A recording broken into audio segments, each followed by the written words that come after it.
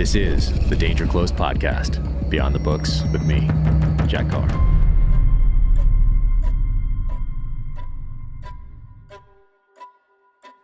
Welcome to the Danger Close podcast, an IRONCLAD original presented by Navy Federal Credit Union.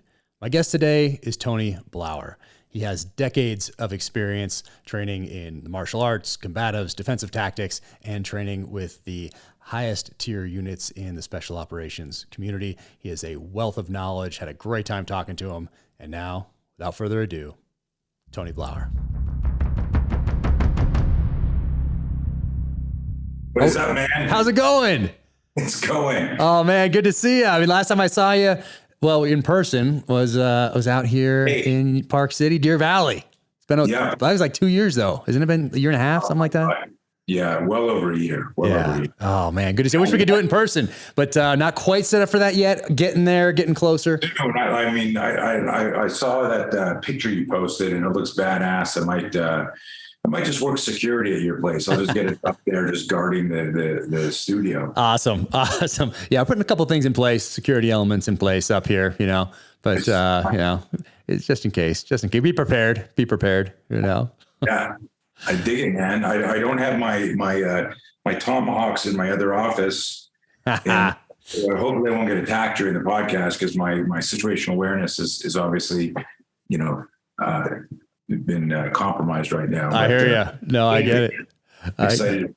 Oh man, thanks for taking the time. I appreciate it. And why I like this podcast is because it forces us to put the phones down, be off the computers for an hour and a half, 2 hours, whatever it is. And we get to just hang out and talk for a little bit. So very few opportunities for that these days with everyone connected. And even if you make a conscious decision to do it, well, guess what? The person that you're having lunch with or hanging out with, having a beer with, whatever it might be, well, maybe they might be connected because they have to be, because something's coming in and they got to be going to get whatever it is. But this is so cool because we get to do this and put those things down and just hang out for a bit. Yeah, no, I dig it. And I just actually, yesterday I went to Verizon. I always had a backup phone. Just in case, I travel so much that, you break your phone, the battery dies, it gets stolen. I always had a backup phone, and I went and I got a new one yesterday and 0 apps on it. And that's going to be the phone that I have with me because it's just so easy to get sucked into. So easy. Instagram and LinkedIn and Twitter and all of that. And I've got, pretty good self-awareness that I hear myself yelling at myself going, what are you doing? Get off this shit. I know. It's like, you got to put it down, but getting rid of it is going to be nice. And just unplugging, as you're alluding to there. Yeah. I'm trying to figure that out too. Always adapting. It's important in life in general, but I think what I'm going to do is just plug the phone in upstairs in a room and pretend like it's 1985 and there's a cord attached to it and it's attached to this thing on the wall. And that's the place that I can go and do Instagram and Twitter and all that stuff. And then that's the phone I just leave there and then have another one, which I have, that doesn't have that stuff on it so that I can't get sucked in. Yeah. Only a few people have that number. Exactly. Yeah, that was the other one. It's like only a handful of people had that phone number. And so if it was really an emergency, you knew to call that secondary number. Exactly. So you got to adapt and figure things out. But I think that's going to be probably the way for me to do it going forward here. This is my year to get organized. And then it's too late to save 2022 from mass chaos. But by 2023, some more systems will be in place, some more processes to make things more effective and efficient as far as being able to section off time for writing and do all those things, family and all the rest of it. So still chaotic right now, but putting some things in place that will allow 2023, even if there are more projects, to be able to have those segmented in a way that makes more sense for efficiency's sake. So that's what I'm working on.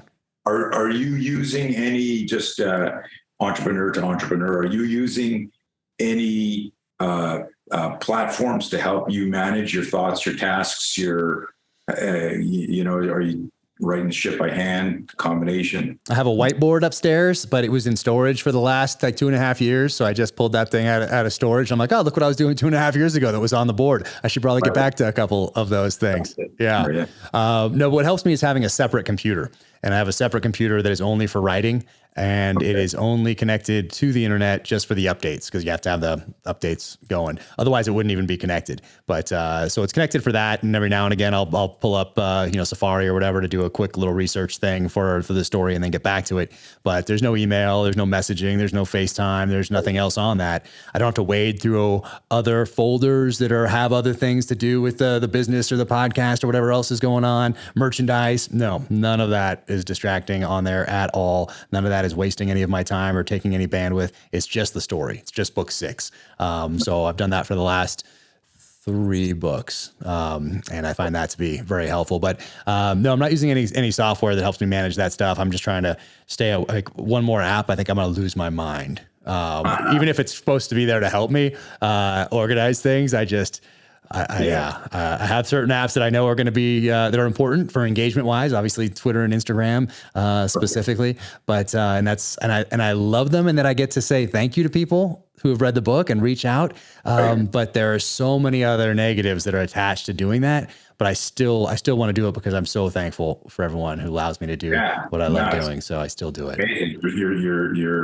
Your story is amazing and inspiring, and just, what you've done, aside from the obvious thank you for your service and everything else, but just that you've always wanted to be a writer, and then you got out and did that, and then crazy shit's happening. And as you know, my wife stole the gift you sent, the shirt, and was wearing it around without a bra, and crazy, just binge Terminal List, and so excited for you, and hopefully there's no reason why it shouldn't continue. It was like an 8-hour movie. No, I appreciate that.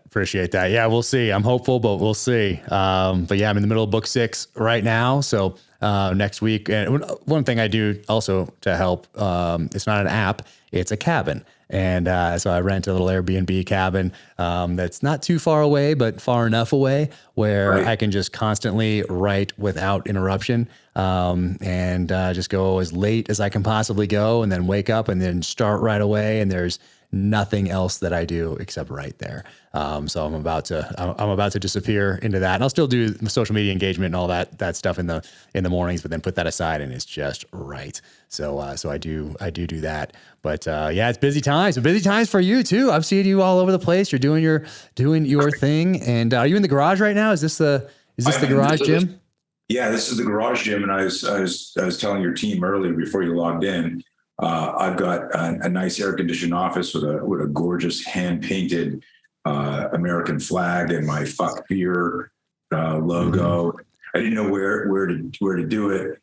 I wanted, for most of your audience who probably have no clue who I am, this is kind of like where the hell is this guy? And it becomes a talking piece, because what we do is so important. In fact, I was having a meeting this morning with one of my team over in the Netherlands, which is just an epicenter of a shit show with a bunch of things going on with the farmers and their politicians and whatever. Oh, wow. And he's got a big CrossFit gym, Wing Chun, kickboxing, and he teaches the spear system in our program there. And we were just talking about how he's lost a lot of members in the last couple of years. And I said to him, because I mentor him as a friend and as on a business level.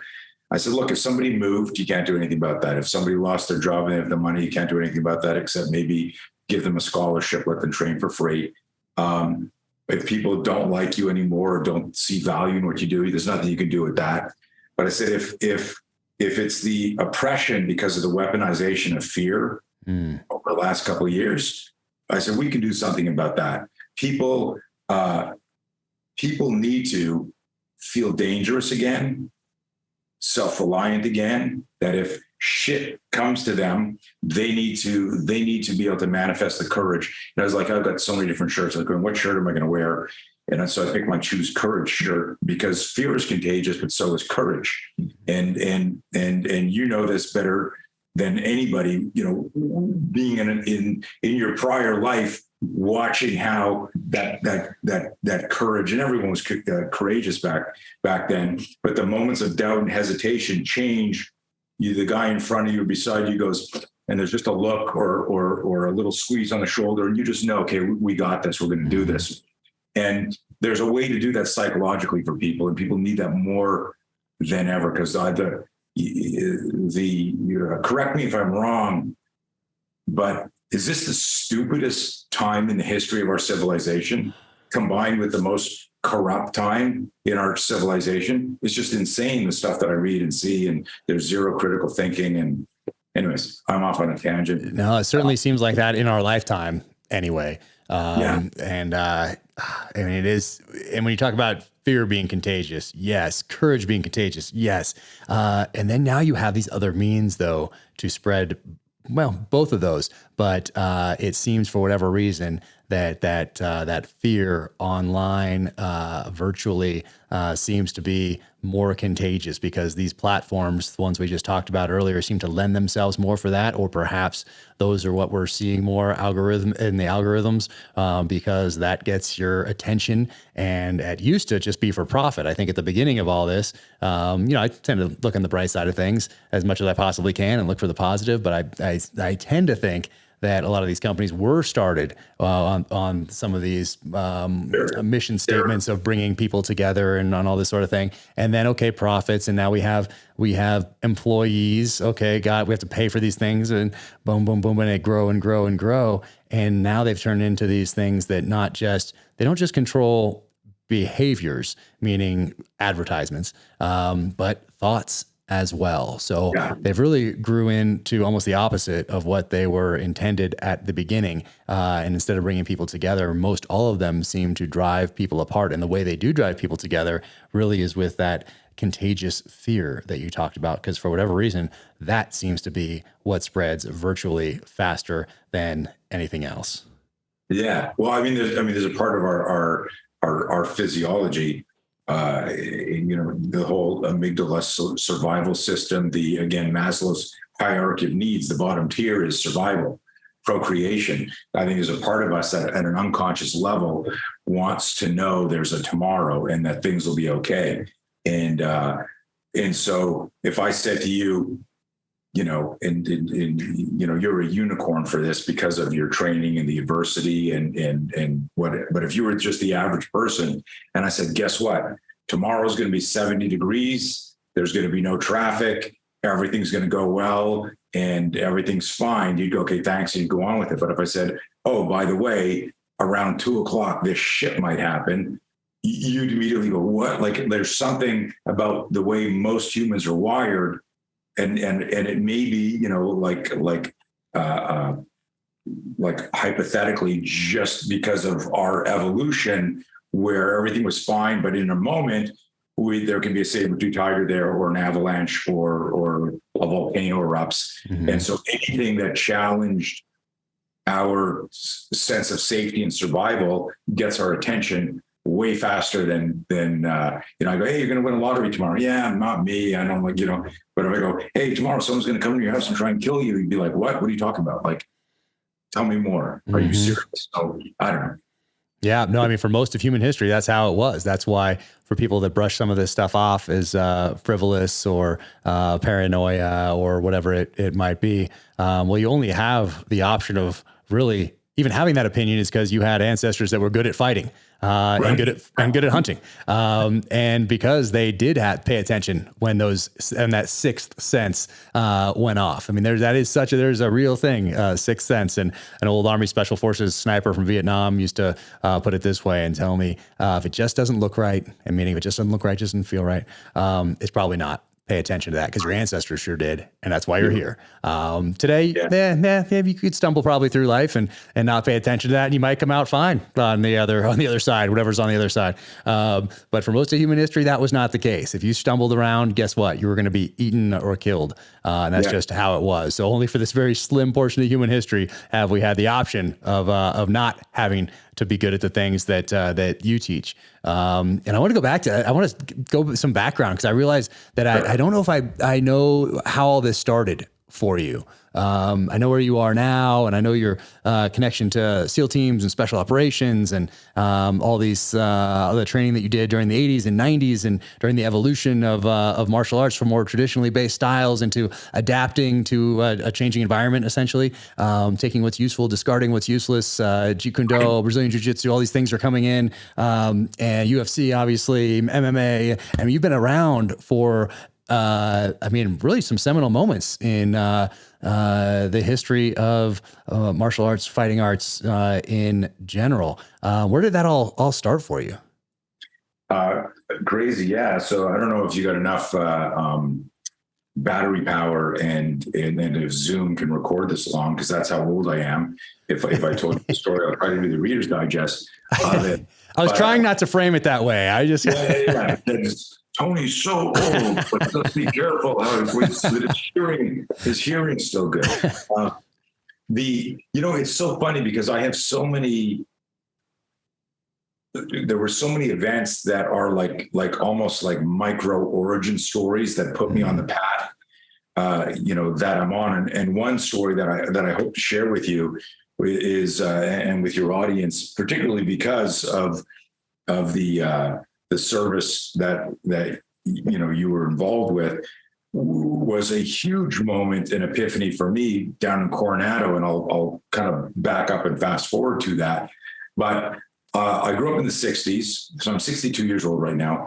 And I grew up in the 60s, and I was afraid of my shadow. I was a really good athlete. I could play any sport. I was an all-around athlete, but I wasn't exceptional at anything. So I was just a good, generalized, pick up anything, coordinated.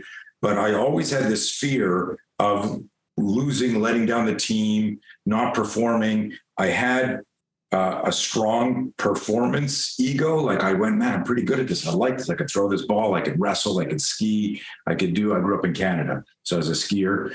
And, but anytime I had to race, I wanted to projectile vomit. I had butterflies in my stomach. I'd be at the top of the hill, freezing, like above the tree line, sweating. One story I tell people, I was like 15 years old, in a high level race. And my coach comes by 15 minutes early and he says, "How do you feel, kid?" And I go, "Great, coach." Just lied to him. Right. But inside I'm going, oh my God. And years later, when I was putting together our No Fear program, spelled KNOW, fear, no fear, get to no fear, that I realized that it was a very potent sentence. And it was, if I'm so good, why am I so scared? Mm-hmm. If I'm so good, why am I so scared?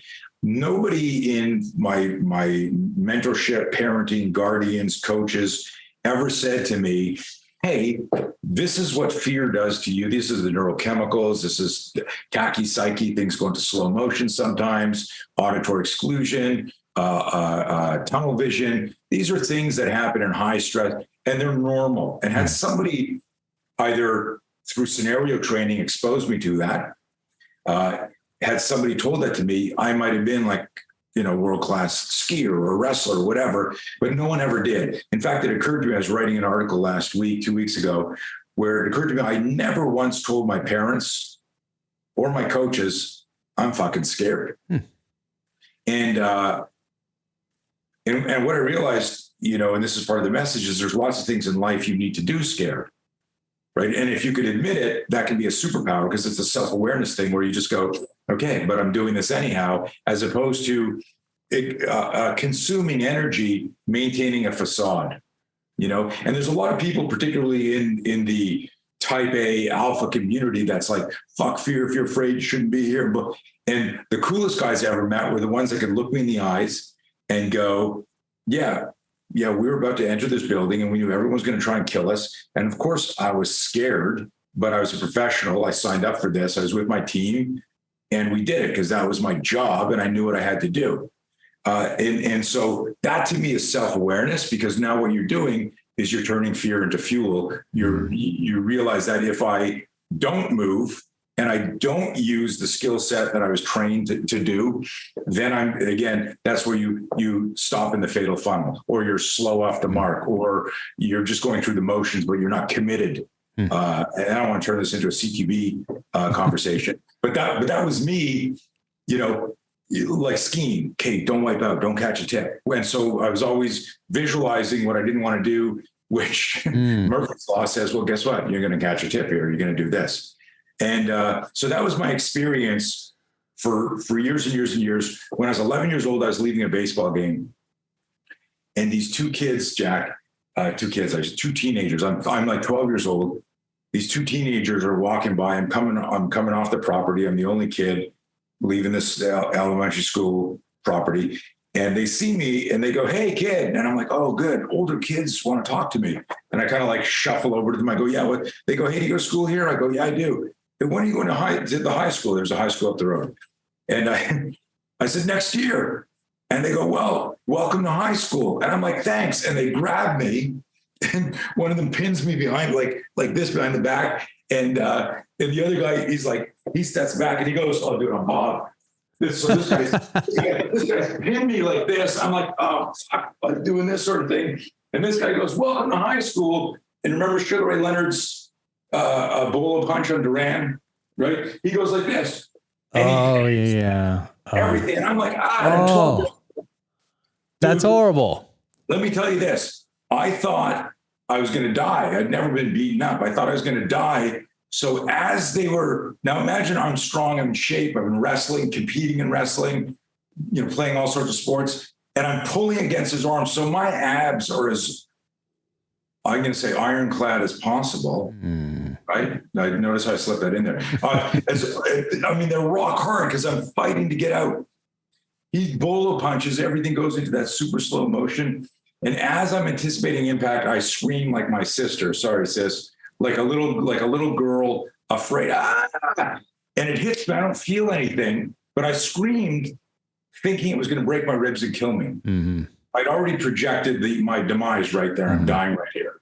And what was interesting is the guy behind me, when I screamed, I felt his grip change. Like it was never his intention to hurt me, just scare me. And I immediately, my intuition said, scream again. And I screamed again and pretended I couldn't breathe, and he let go of me, and I fell to the ground, pretending, going, and I could feel like this tension, and I'm like peripherally looking up, and I could see them like looking at each other, holy shit, and they run off, they take off. And as soon as they get up and they turn the corner, I get up, I fix my shirt, and I'm like, the fuck just happened? I go home and I say to my dad, "Dad, I just got beaten up by two guys. I got no marks on me. My shirt's not even torn, right? I don't have a black eye or blood. Dad, two guys just beat the shit out of me." And he's like with what? A pillow? Was it a pillow fight? and I'm like, "No, seriously." And it was turning 1973. He said, "You've got to learn some self-defense. Let's find a martial arts school." One Taekwondo school a few miles from my house. I go there. I fall in love with it because this idea was, and this is such an interesting part. In the 60s, we're all like Mannix, Streets of San Francisco, Manchurian Candidate, Bruce Lee, Batman, like the original black and white turning into color. And I was always fascinated by any man that could solve a problem with his fists. Natural. And so, yeah, duh. And I'm so toxic. What can I say? And so when I started going to Taekwondo, I was like, this is going to change my life. This is going to give me the personal power and the confidence that I've been lacking for, the last 15 years or 13 years. Yeah. And so I started going, and I was a fanatic. Like literally I trained every single day, 6 days a week. Trained at home, turned my basement into a Bruce Lee museum and bags and everything, and just worked out all the time. Literally, I wouldn't get out of bed. I had a Makiwara, that striking pad. Oh, yeah. Under my bed. I'd wake up in the morning, the alarm would go off for school. I'd reach under the bed, pull it under the bed, and just start nailing it. That is so funny. I've never heard someone say that before, except me. I did the same thing. I talked about it with Evan Hafer on a podcast 4 years ago or something like that. Tom Davin, who's the co-CEO out there, he brings it up all the time. He just can't get enough of it. But I did the same thing.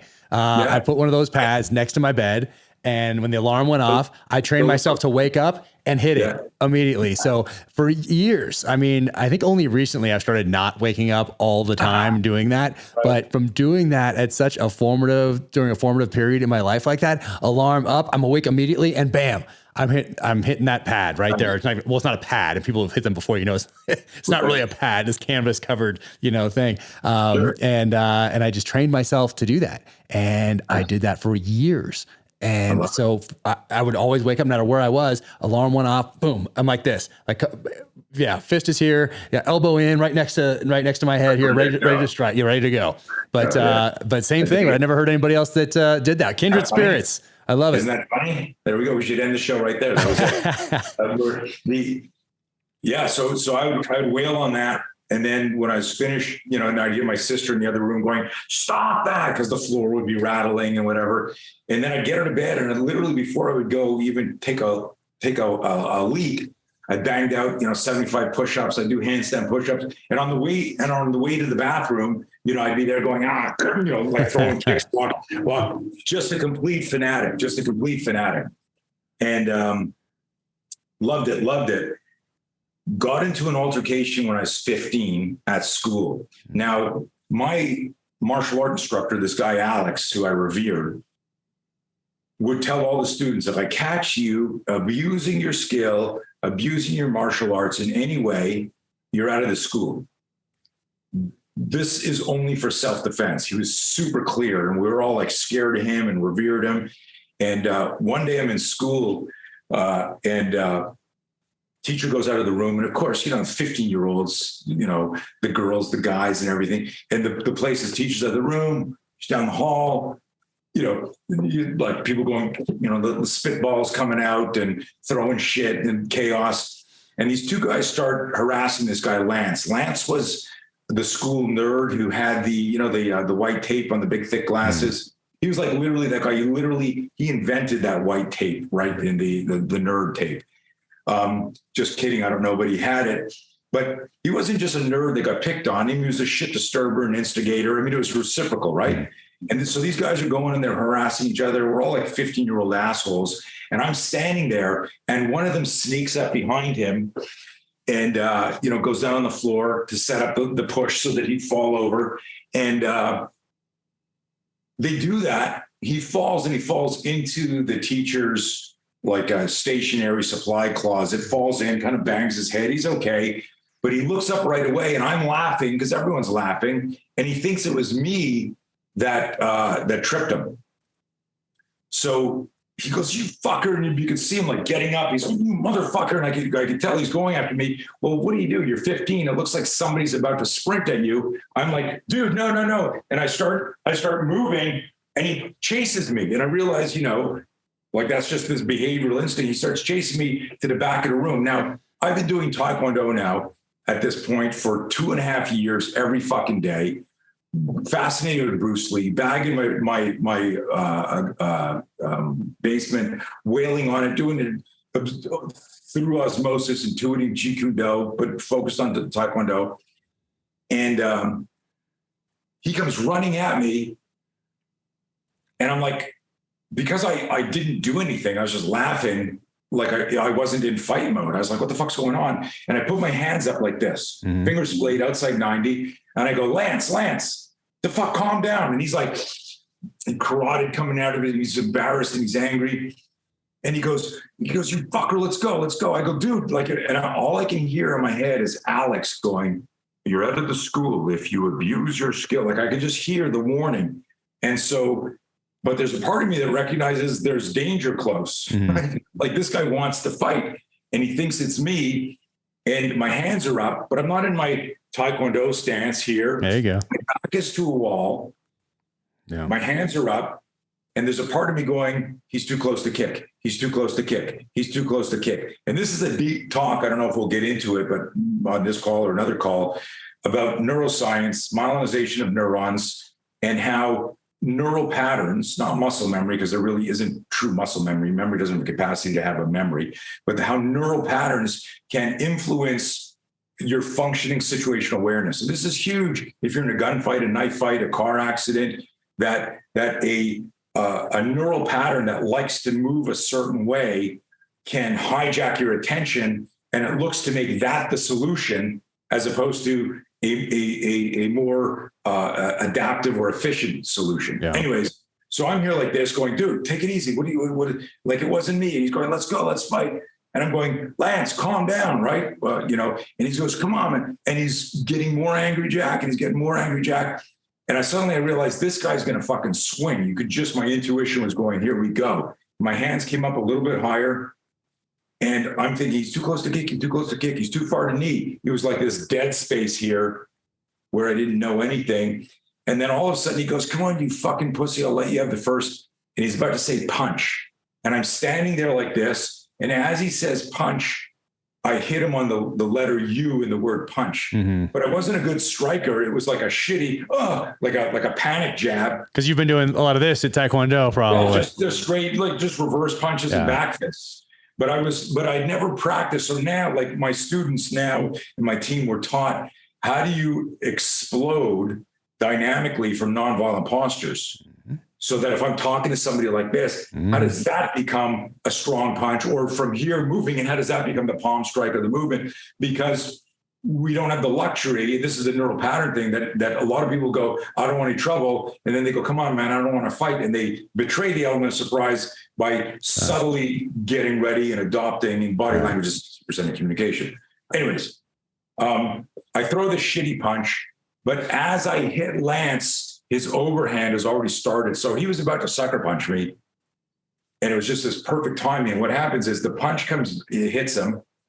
And as my hand's coming back, I see this flurry of movement, and my flinch response kicks in, and I go, fuck, and my hands come up, and his forearm hits my forearm. And I told you earlier, I'd wrestled a lot. So I'm like, shit. And my hands come up in what's now we call like the biological airbag. The spear starts up, and he lands up in like literally like a bottom here. Like I'm like, fuck. And I'm doing this here. And I grab his head right there, Jack. I'm like this, and I pull him in. I just hip throw him on the ground because it just segued perfectly into a throw because of the angle and the way we fell. But it was the flinch that stopped me from getting sucker punch. He falls to the ground, and he's on. I'm still holding him. I grab his jaw and his hair, and I freak, and I whip him into a desk, stunning him like he's on the ground. And then when he's on the ground, I finally hit this like fighting stance, and I scream at 15, like I don't even know. This is like 10 years of fear coming out of me. I went, if you get up, I'll fucking kill you, right? And you're just sitting there like this, and everyone in the class is like, holy shit. And I make the joke after, I go, the only time I was in a fighting stance was when the fight was over. Yeah. When I was down there like looking like Elvis at the end of a song, right? But it was a fascinating event because what I did afterwards, and this is neat, I immediately said, oh my God, I got to learn how to box because my striking was horrible. Mm-hmm. What was fascinating, and again, like a decade later, when I remembered this fight again, I used a nonviolent posture. My body's physiology bypassed my executive function and saved me, because in action versus reaction, if you got your hand on a gun and I got a gun out, you need to hope for a malfunction, right? Or I'm a shitty shot, because action's faster than reaction. So he was starting his punch by fluke. I threw mine early, but had I tried to do wax on, wax off, and of course Karate Kid hadn't released yet, but had I tried to do something like that, I'd have been late. And what I discovered, I didn't realize it then, was that my body's startle flinch is what saved my face. And then that became the bridge to another skill set. That's one of the lines we say, in the system. All fights are dangerous, but the most dangerous fight is an ambush. The ambush hijacks executive function, bypasses cognition. Your reactive brain kicks in. We push away danger. We cover the head. If you weaponize the startle flinch, it's like having like the power of an airbag in a car. We all have that hardwired. And what's cool about our airbag is for the car airbag to save you from impact, you need to be hit. But if you and I are having an argument and I stand up quick, your hands would come off the desk. So the power of a biological airbag is it starts to lock and load and get ready to deploy in anticipation of impact. That's genius, right? So in the 80s, I was doing these experiments and I was like, holy shit. And that became, one of my missions is how do you weaponize a startle flinch? And how do we, you talked about earlier that, I forget how you phrased it, but just a short slice of history where we haven't had to worry about predators and stuff like that. Like, or we've thought that we haven't had to. You do, right. Where you could, essentially stumble through life and maybe make it. Exactly. Well, that domestication, which is only really the last 100 years or so, because before that, you needed to know, okay, these mushrooms get me high, these kill me. I'm just going to starve. I got to learn how to, trap a rabbit and eat it and skin it. Right. It wasn't that long ago that people understood how to hunt and gather and stuff like that. And so we've all been domesticated. Most of us have been domesticated, and we allow the government to go, is it okay to eat? Is it okay to do this now? What should we do next? But like tying this back like into the story is that part of our survival system. I realized that when you train any type of martial art, you unintentionally bypass exploring that. And that became my martial art journey. And again, like that was when I was 15. I didn't figure that out. That fight happened when I was 15. I didn't figure this out. I didn't leave there going, oh my God, startle flinch conversion. What an acronym. That in fact, I went into boxing, and it was this interesting thing that for all of your listeners that are into martial arts and combatives and defensive tactics, I thought that if I focused on tool development, it would make me safer, more confident, and it didn't. I realized that the mind navigates the body, and if you can't manage your fear, you're going to have trouble managing the fight. You can't get into that flow state. So I had several other altercations as I got older where, I was like, holy shit, I don't even remember what just happened there, or remembering how scared I was as opposed to focus and stuff like that. That was very frustrating to me. And then when I was 20, I began teaching professionally. It was 1980. And I was obsessed with helping my students not experience what I was experiencing. One of my students in 1980 got his ass kicked, and I was teaching him how to box, how to wrestle, and how to kick. So it was like an improvised, organic bastardization of what MMA was. And there were lots of people doing that in the Kempo world, guys in Hawaii, other people were Bruce Lee was already, had already been doing that. And of course he passed away in 1973, but it was like this blending. So I was doing this, my student gets his ass kicked, and you'll love this if you haven't heard this, but he comes from, I'm only doing private lessons, and I show up to the private lesson, he's fucking furious, man. And I go, what happened? And so this fight, this bully situation that had started 3 months earlier when he's 15 years old, escalated. And I've been teaching him private lessons every week for 3 months. And it had never been physical. It had always been verbal abuse. And I told him, because I'm a good person, I go, hey, we're nothing retroactive. He hasn't put his hand on you. School won't do anything. But if he touches you, your dad's paying me to make sure you don't go to the hospital. So you're not going to start the fight, but you'll end the fight if he puts his hand on you. Just ignore him for now. So here's the day where shit got physical.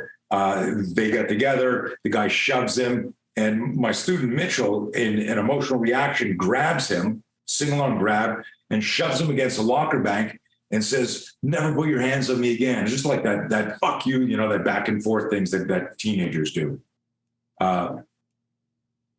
And he's holding him like this, and Mitchell's telling me, so I grabbed him and I assert myself and I slammed him against the locker bank, and I said, never touch, because the guy had shoved him.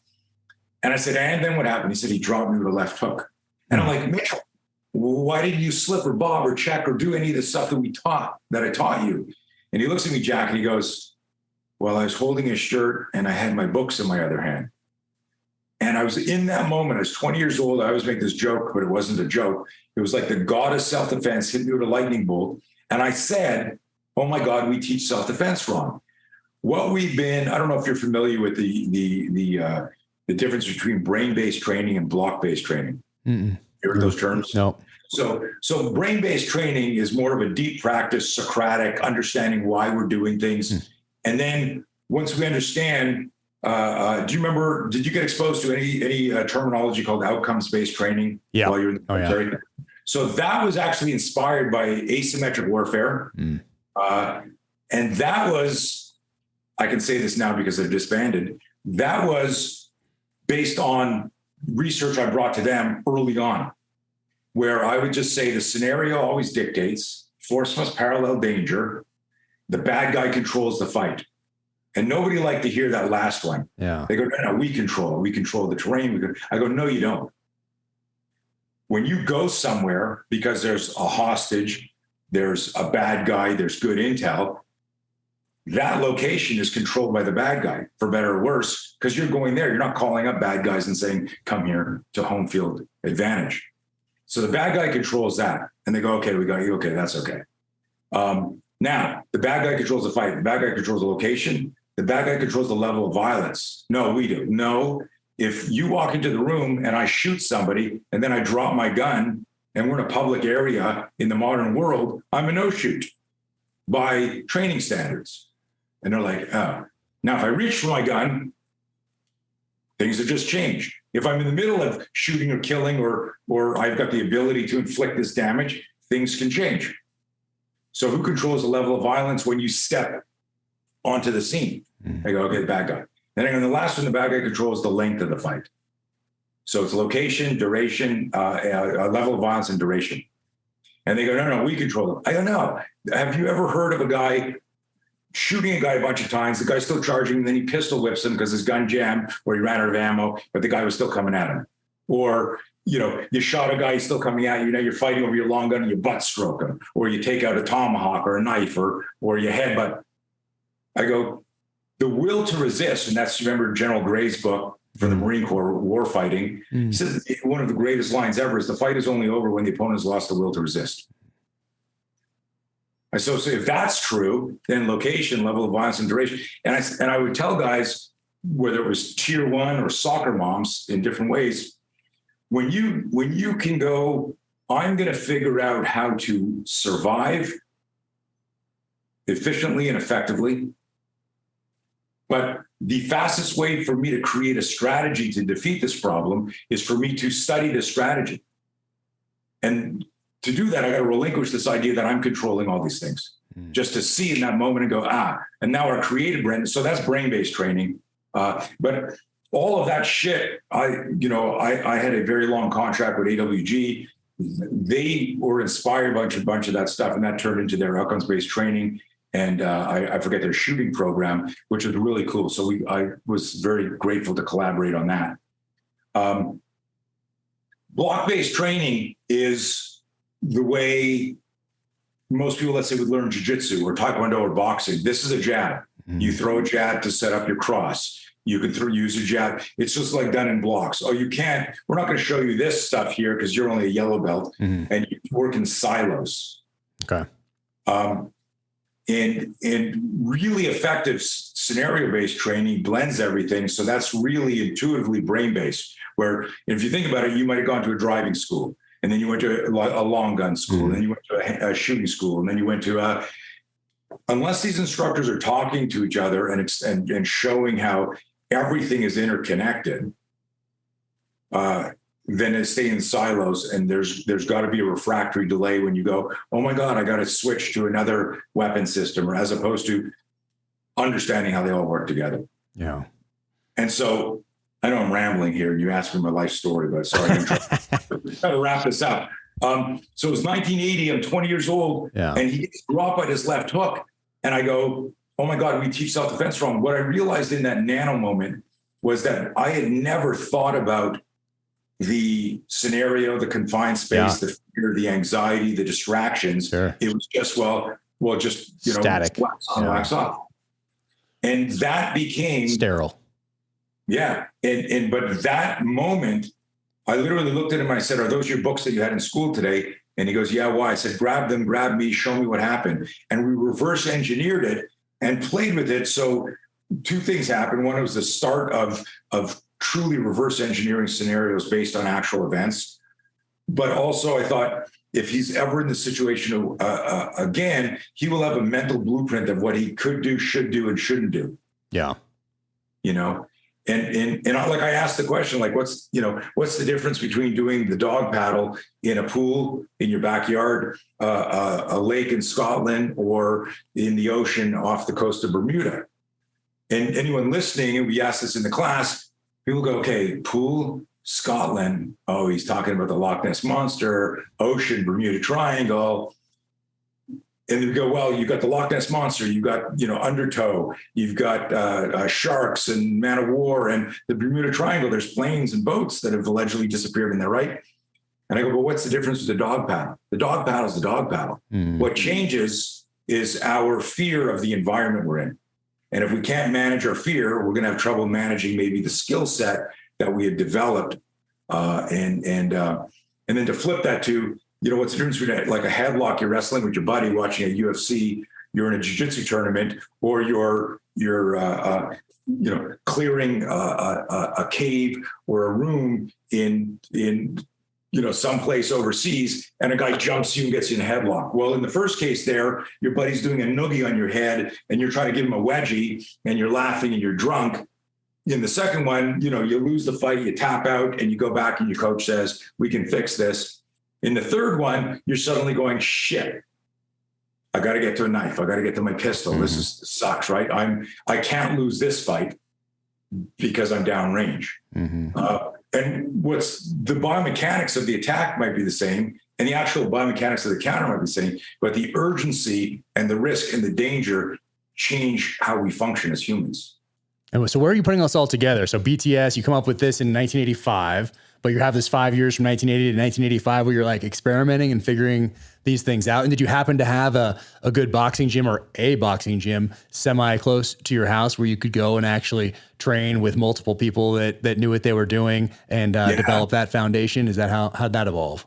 Yeah. So the 80s were my incubator period. It's when I developed high gear. It's when they started what became the No Fear program and the Spear system, but also our ballistic microfight, non-kinetic ballistic, like a short fight. I realized that most fights are 20 seconds long if you're swearing at each other for 10 seconds.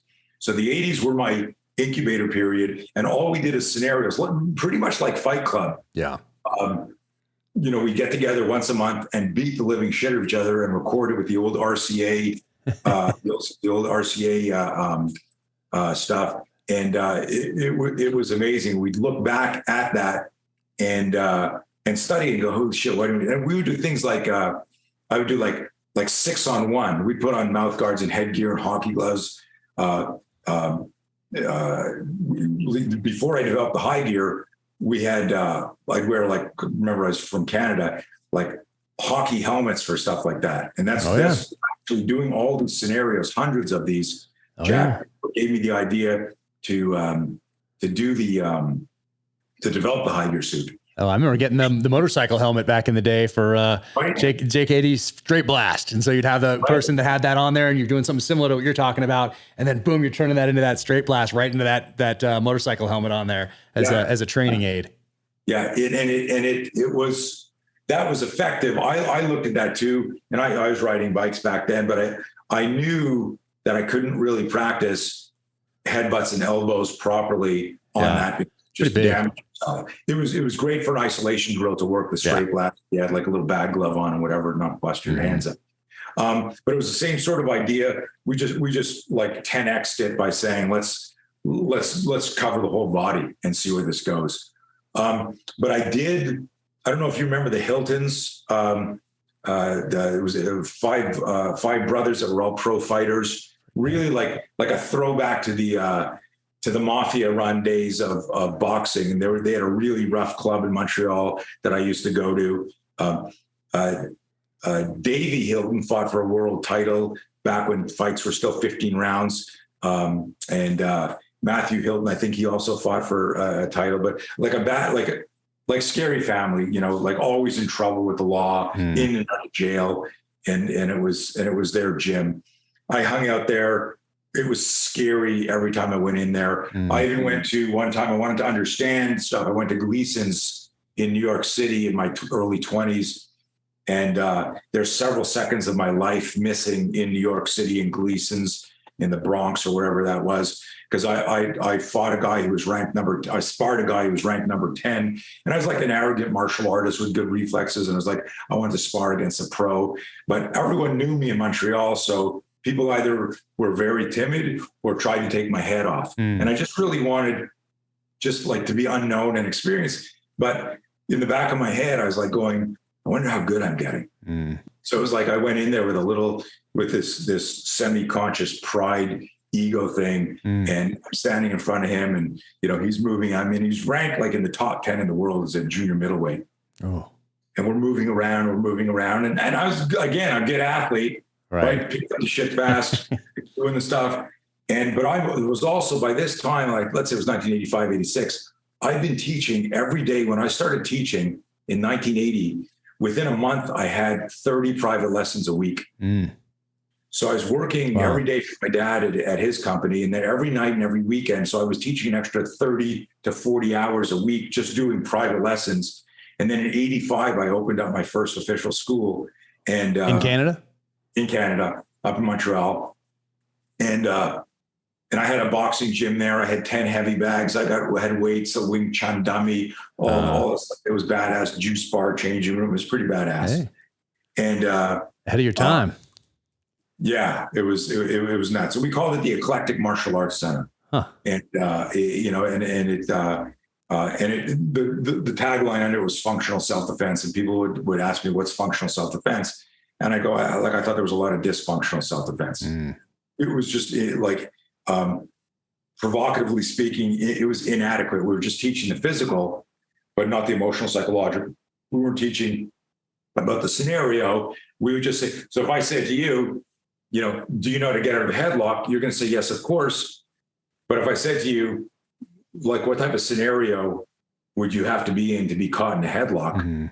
You'd then go, well, let me think about that. Well, that's the problem is we're not teaching people when, where, and how a headlock would come on, because that would improve your perception speed, which would make your reaction time faster. Yeah.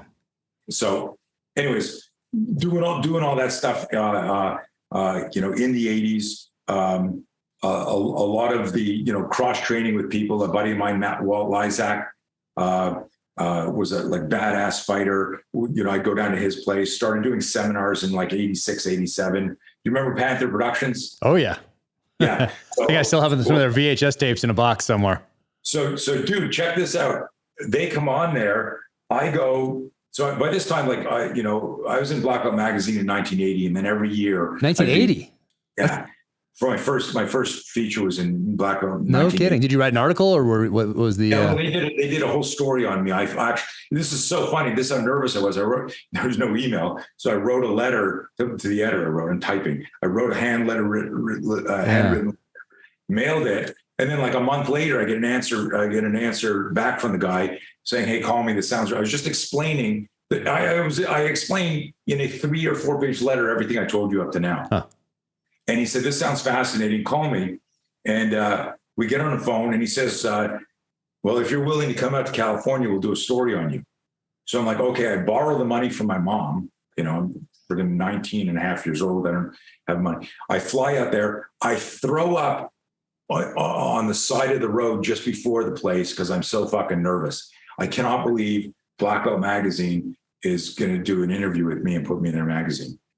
I finally park. I've already like dry heaved on the side there. I'm so nervous, Jack. Yeah. And as I'm walking out, Chuck Norris walks out of the building.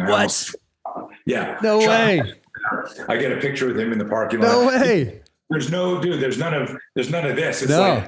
It's like, excuse me, sir. It's like I have my 35 millimeter camera. It's a shitty, blurry picture. I'm waiting in the lobby. Bong Soon Han, remember the Hapkido master? Yeah. From an event, and I'm like, these are all my heroes. No way.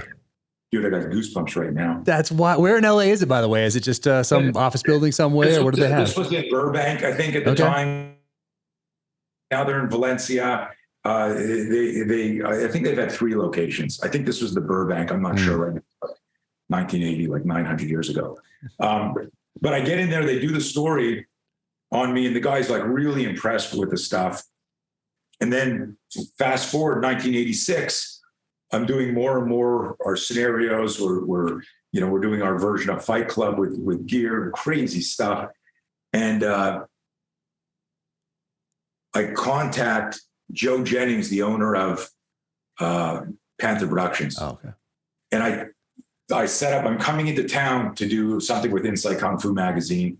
So I say, hey, while I'm in town, can I drive down to Orange County and show you our stuff? He's in his studio and he's actually editing a Paul Vunak series. Yep. So I'm in the studio watching, there's Paul there, and they're doing, they're doing this take and this take and this take. Uh-huh. And going, let's use take number 3 there. That's a great angle. Good job, guys. Okay. And he's making me wait. And I'm like watching and I'm like, oh fuck. Oh shit, And then it's like, okay. And I got a demo tape of all our fights. 6-on-1, 3-on-2, outside, between parked cars, like just crazy shit nobody's ever seen. We plug it in. He starts watching. He watches 30 seconds of it. And then his head snaps around. He goes, holy shit, you guys are really fighting. And then, I say the rest is history. We and this is an interesting thing. And that's Vunak who's looking at this, or the guy from? This was Joe Jennings, okay, the owner of Panther. I go, yeah, like this is a drill called the Panic. The original drill of our ballistic microfight was called the Panic Attack, because we would these would be open seminars. You'd come in and sign a release, a waiver, but everyone would come in and be like a street fighter, a bouncer, a boxer, because they knew we were doing this. It was semi-underground. But we would always have index cards for people. And I go like, Jack, hey, thanks for signing up. Hey, what's the scenario you dread the most in the street? And I go, 2 guys with a knife. And I go, guess what? And I wouldn't say this, but it would be like, okay, Jack, you're up next. And you get up and you put your helmet and gear on. And then all of a sudden we would all rotate role playing. And this is also the same thing I did when I would do military stuff for all the tier 1 guys. They would always want to bring in Op 4 from the regular Army or regular team, regular Navy. I go, no, we're going to do our own role playing with each other. No, we don't do that. I go, you need to see what this looks like to the bad guy, because if you see what it looks like when someone goes wham and comes at you with the spear off of the gun or whatever like that, and you go, holy fuck, I couldn't move away from that. That'll change your intensity when it's time for you to move. And so, because we were doing like these short engagements, I didn't have time to train role players. So we always did Op 4 with each other, which was a fantastic psychological bonus. Anyways, so we rotate around. So I say, okay. And so if you had said to me when you registered that your big fear was 2 guys with a knife, guess what you had, at some point in that seminar day, 2 guys with a knife. So you'd see, we try to get inside people's heads, and it would totally change. Because what most people were doing when they thought they were doing scenario training, Jack, they were sparring. Yeah. I'd go, okay, guys, let's do multiple sailing. And you could see this. Think back, like if you did a multiple sailing drill, you were wearing 16-ounce gloves with a headgear on, and everyone started in a fighting stance, and then you would spar. It wasn't go sit down there, have a bottle of water, and pretend you're on your phone, and then things kick off. Right. Go get in the car. So we were really innovative for the early 80s to do that. But it was crazy, and I forgot what we were talking about and where we were. Well, in the 80s, you developed in this system. Black Belt Magazine's calling you. You wrote the letter in. You go down there. They do a feature on you. Then more magazines find it from there. Like Kung Fu Magazine finds it from there. And when do you move down here? Then when do you come down to the States? Now I know why you're a really good writer, is because you pay attention to details and you remember. So Panther ends up. This is how I got discovered. Joe Jennings goes, holy shit, you're really fighting. Then I explain the drills. He books us. I fly out from Montreal, and I'm there with, I bring out 3 of my top students, and we film. And normally he said, look, you got 5 videos we're going to do. We need 5 days, 1 day per video. This is very important also. 1 day per video, because we do multiple takes of everything you do, and then we pick what we like, the best angle, what highlights the movement best. And I said to him, that's okay. We'll book for 5 days, but I'm only doing 1 take. He goes, well, okay, man, it's video. It doesn't cost anything.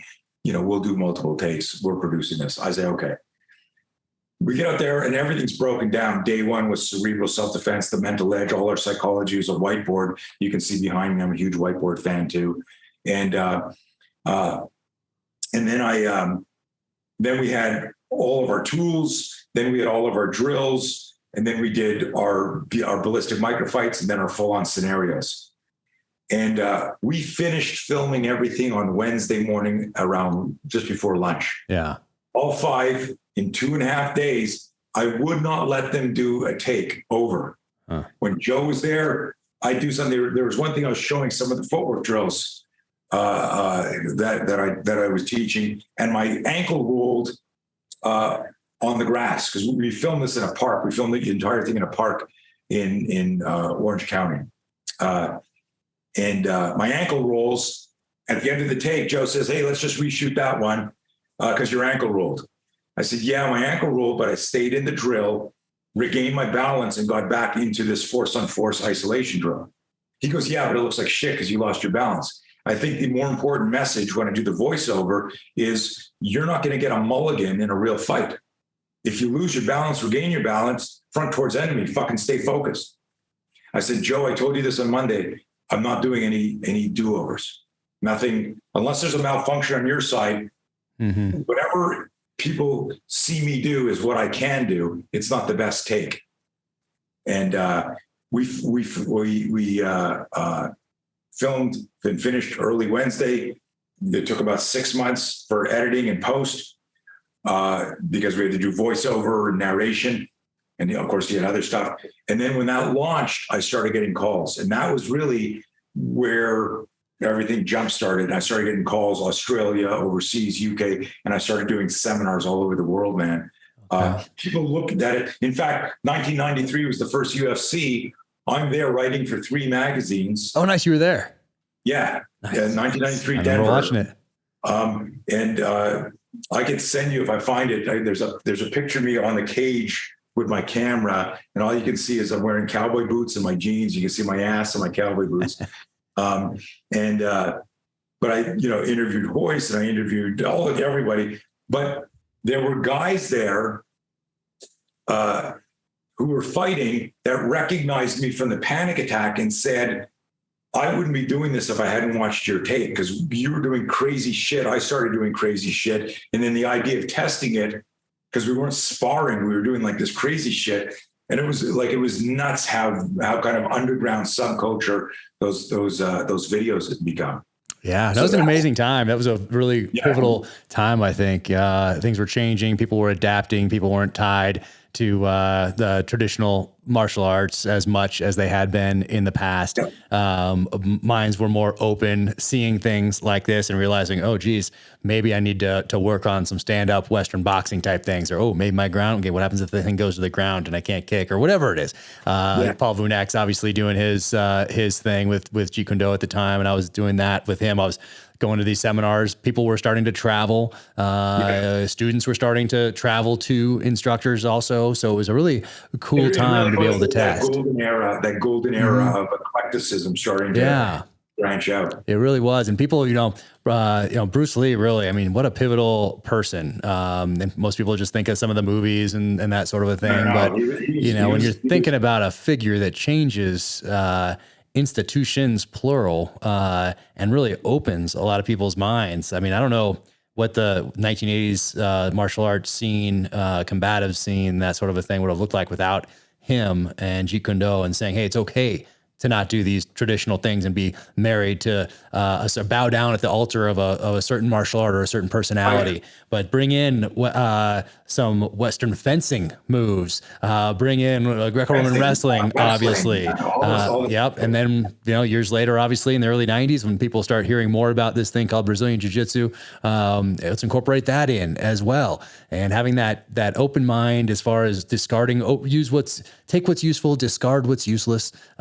It's not just martial arts. That's a lot of life in general as well. So it was pivotal personality in as far as combatants goes. He was huge. He was iconic, man. And you remember his little tombstone he had made. I mean, how far ahead of his time was a guy in his 20s who thought to create a tombstone that he kept in his office that said, and you'll remember this, in memory of a once fluid man crammed and distorted by the classical mess, right? And it was like a reminder of like, hey, we need to be spontaneous. We need to adapt. We need to improvise. And we can't look at 1973, Bruce is doing like, you remember when he rolled the guy, put him in an arm bar, then rolled the guy and locked him out. I mean, there's a lot of people who are very technical at jiu-jitsu who go, that wasn't very good, but it was 1973. Like he's still new to blend the judo, the jiu-jitsu, he was so far, and he was a spiritual guide. I never met him. I don't know if you knew this, but I became very good friends with his son, Brandon. Oh, I didn't know that. Yeah. So, that was crazy. I was actually on the set of The Crow 3 weeks before the accident. But that was nuts. You want to hear an insane story about Brandon? Yeah. He calls me up. We met in LA. We were working out together. We're training at the time. He's training with Dan Inosano and the crew and in Torrance. And, we're getting together and he's flown to Montreal, trained with me. He gets he's already doing movies and stuff. And he calls me and says, hey, you want to come to Hong Kong and work on Legacy of Rage? And I'm like, no, I'm busy. I'm like, fuck yeah. Like, so it's like, I'm 28 years old. I fly to Hong Kong and we choreograph this crazy, badass scene. We're working in there. I'm there over a month and they edit the shit so fast. There's actually like a private screening. Like the movie's like, we finished filming a week later, there's a private screening. They've already edited. Crazy. So Linda Lee flies over with young Shannon and we go pick them up at the Hong Kong airport. It was a Thai Kek. I don't forget the name of it. But I don't know, you probably remember that black and white photo of Bruce Lee picking up Steve McQueen at the, if I showed it to you, go, oh my God, because I know you're a nerd too like this. We'd look at the pictures and go, I hope some of this energy comes. Those photos are amazing. Right? So here I am. I'm like, holy shit, this is like Bruce Lee stood here. Oh my God. And I'm walking and I grab, I'm helping with the bags. We go to the hotel to drop off Linda and the family. And I'm walking and I'm thinking, the Lee estate has money. Why are Linda Lee's suitcases like fucking so shit? Like torn, tartan, weird. And I look down as I'm walking and it's got the initials BL. Wow. On them. And I almost, dude, you can't see it. But I'm like going, oh my God. Like that's what a nerd I was. At Brandon's house, he had a bunch of what a voracious reader Bruce was. And he always used to write, I love that picture of him in his library and there's just books. Yeah. I forget how many volumes, but thousands. And he had such wonderful handwriting, right? And so I pull open a book there and all of a sudden I see Bruce's handwriting and I look at Brandon, I'm like freaking out. Like I'm going, holy shit, this is Bruce's book and this is his notes in the column and everything. He's circling this. And I go, hey, Brandon, is it okay if I borrow this book? He's like, I know every book here. Don't even try to sneak it out. But it was, like for a guy who's a martial art nerd, so inspired to the quote, I think I'm probably a self-defense entrepreneur because of Bruce Lee. And there was one line that he said that I wrote down and always remembered it. Bruce said, to hell with circumstances, I'll make my own circumstances. Something to that effect.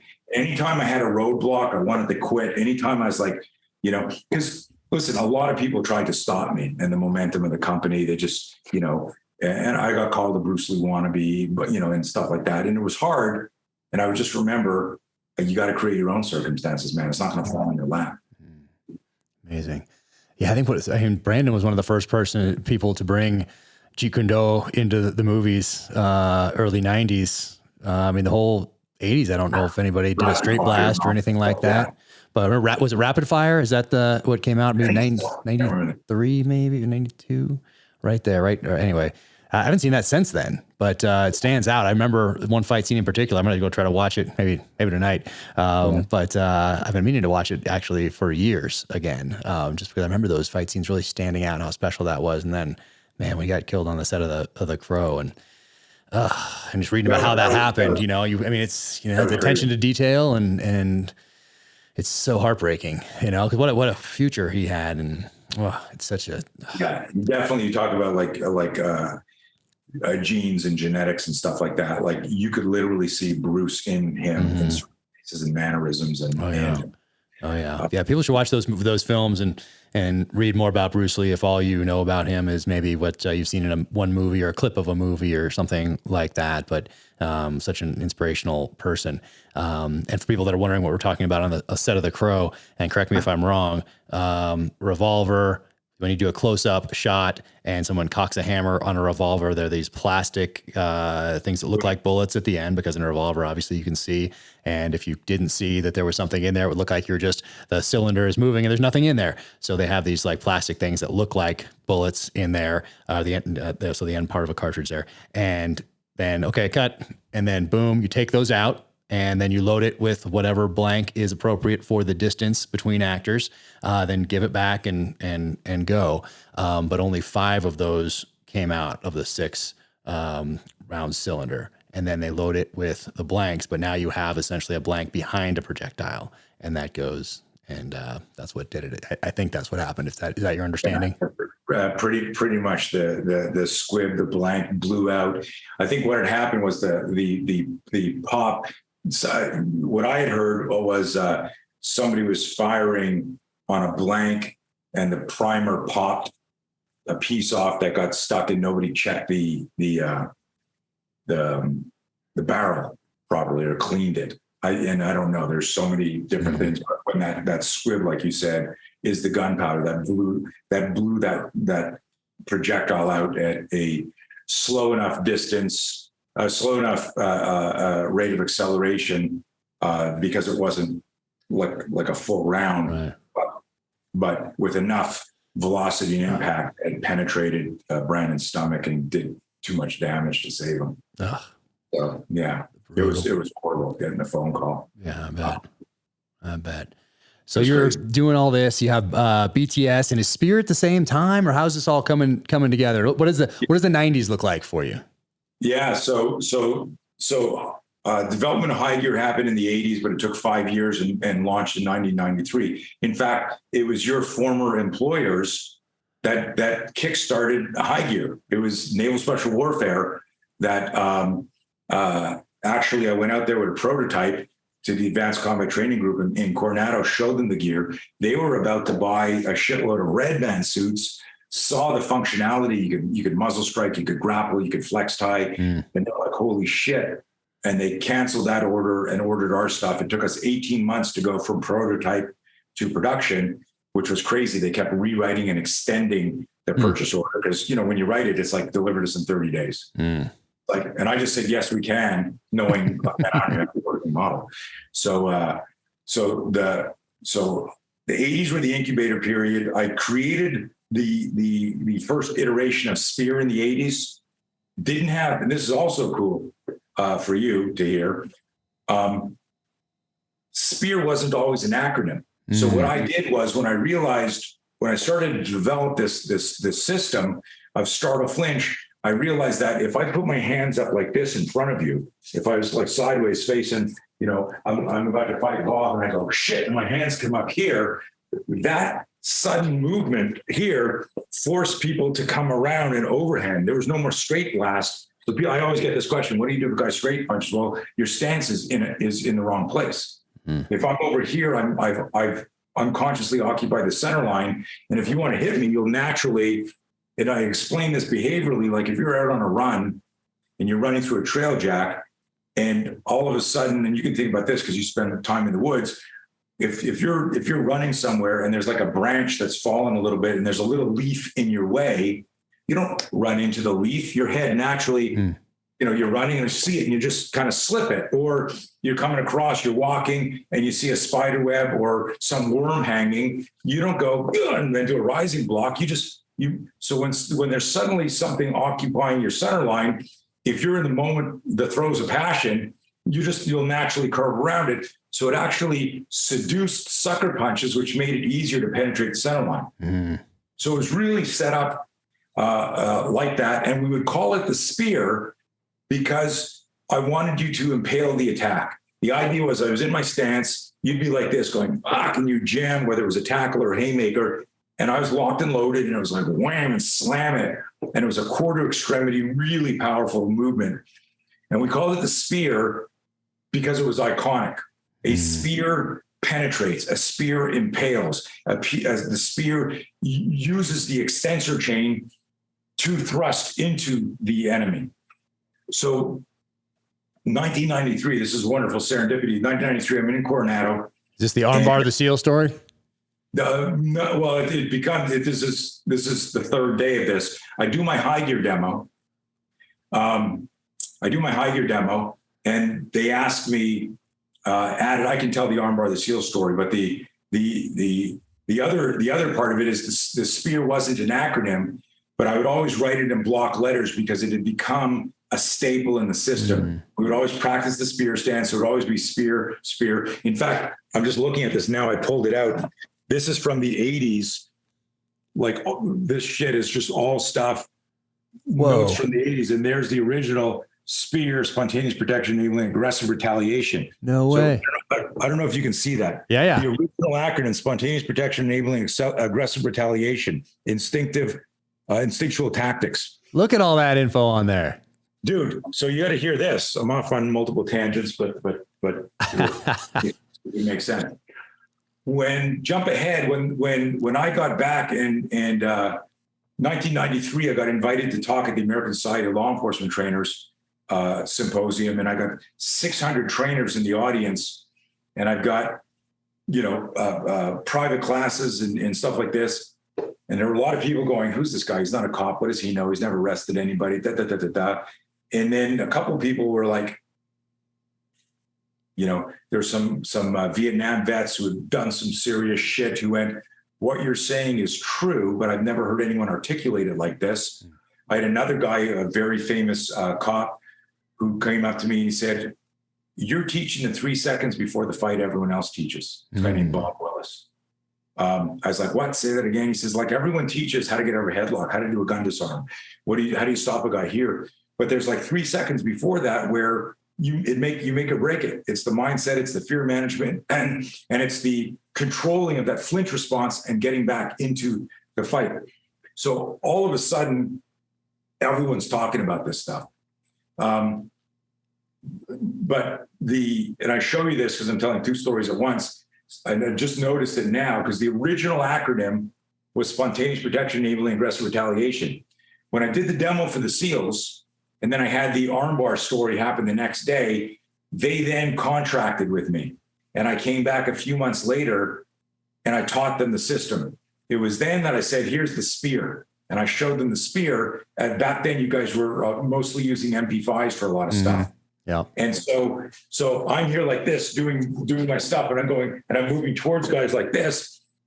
And one of the guys says, he goes, "That looks like our MP5 stance." And I'm like, "What's an MP5? They go, "Oh, that's our subgun." But it looked like our, you would track like, and so they loved it. And I realized, holy shit, this is complimentary my empty hand stance, if I'm here like this, and then you throw me an MP5, I do this. You throw me a shotgun, I do this. You throw me a pistol, I do this.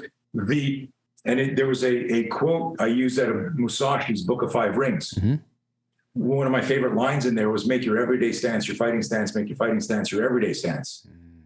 And I was like, wow, that's cool. And that was what we were doing, is like, can you fight from a chair like this? Can you fight from here? If you always need to be in this stance or this stance, right, or Karate Kid stance, that was a problem, because in the real world, you don't walk around like that. Yeah. Anyways, so I trained the SEALs. On day 2, they go, what does spear mean? I go, "What do you mean? What does it mean?" That's what we've been doing for 2 days. They go, no, we understand the spear, and we understand and the attack. Like when someone would attack you, right? We can come in, and the movement would be from here. Right? Sorry, Bob. You would nail it. The power. You think about the impact there. The spear is the equivalent of a split jerk in Olympic lifting. It's a quarter extremity movement that just drives out of your legs through your core, and it's the most powerful thing that you can do, regardless of gender or size. So it doesn't look like much when you see it, but when you get hit by it, for the tactical community, you come in and whack and nail somebody, and they're out of your personal space, and you thrust them into the kill zone or field of fire or whatever for somebody else to pick up or you to pick up, check out their hands. So it first emerged out of the tactical community as a wonderful evolution and transition from what we call no room to shoot to no time to shoot. But anyways, here I am working with the SEALs. They want to know what SPEAR means, Jack. They thought it was an acronym. Everything has to be an acronym in the military. Right? Because they're always capitalizing. And literally, it's a true story. I was teaching in Normandy, France. What an amazing trip that was. I was teaching for a private entrepreneur who had heard about me. He flies me to Normandy, France. Wow. So I'm like exploring that, and I'm waiting for him to start a class, and it's bugging me. It was like literally last week I left Coronado, and I'm going, what would it be if it was an acronym? Well, I'd already been talking about weaponizing the start of flinch. So spontaneous protection had been part of my nomenclature. Yeah. Hey, if you stand up to threaten me and I go, whoa, my startle flinch bypassed my cognition. How many times have you flinched in your life, Jack? Yeah, who knows? Thousands. Have you ever thought, I need to flinch now? Right. Nobody thinks to flinch. Yeah. Oh, this is coming at me really fast. I should move out of the way really fast. Yeah. Right. So flinching is non-conscious, and it's faster therefore than it's going to happen. Yeah. So I write down on a whiteboard. I'm waiting for my client. I write down spontaneous protection, and then I write, well, I've always been moral, ethical, legal. I always say, let's the scenario dictate. And I know what. I weather the ambush. All fights are dangerous. The most dangerous fight is the ambush. The ambush will hijack executive function. Executive function bypasses complex motor skills, where all my theoretical answers are. All my martial arts answers are in my cognitive brain. And then suddenly I know how to do all these martial arts as I had, and somebody would go, wham, come at me. And I'd be like, fuck, where did that come from? If I weathered the ambush, I was back in the fight. And I wrote down aggressive retaliation. And I called the guys in Coronado. I said, I got your acronym. They go. Spontaneous protection, enabling aggressive retaliation. So there it is again. That's how old this is. I start teaching. It was 1993. So wait, is that the same board, or is that just this information that's rewritten on the board? That was a board that I rewrote. I didn't write that in Normandy. Yeah, I was like, oh, if he saved this and it didn't get erased over all these years. But I came back and wrote it. Yeah. Right? I say this thing's 30 something years old. And you haven't erased it, you mean?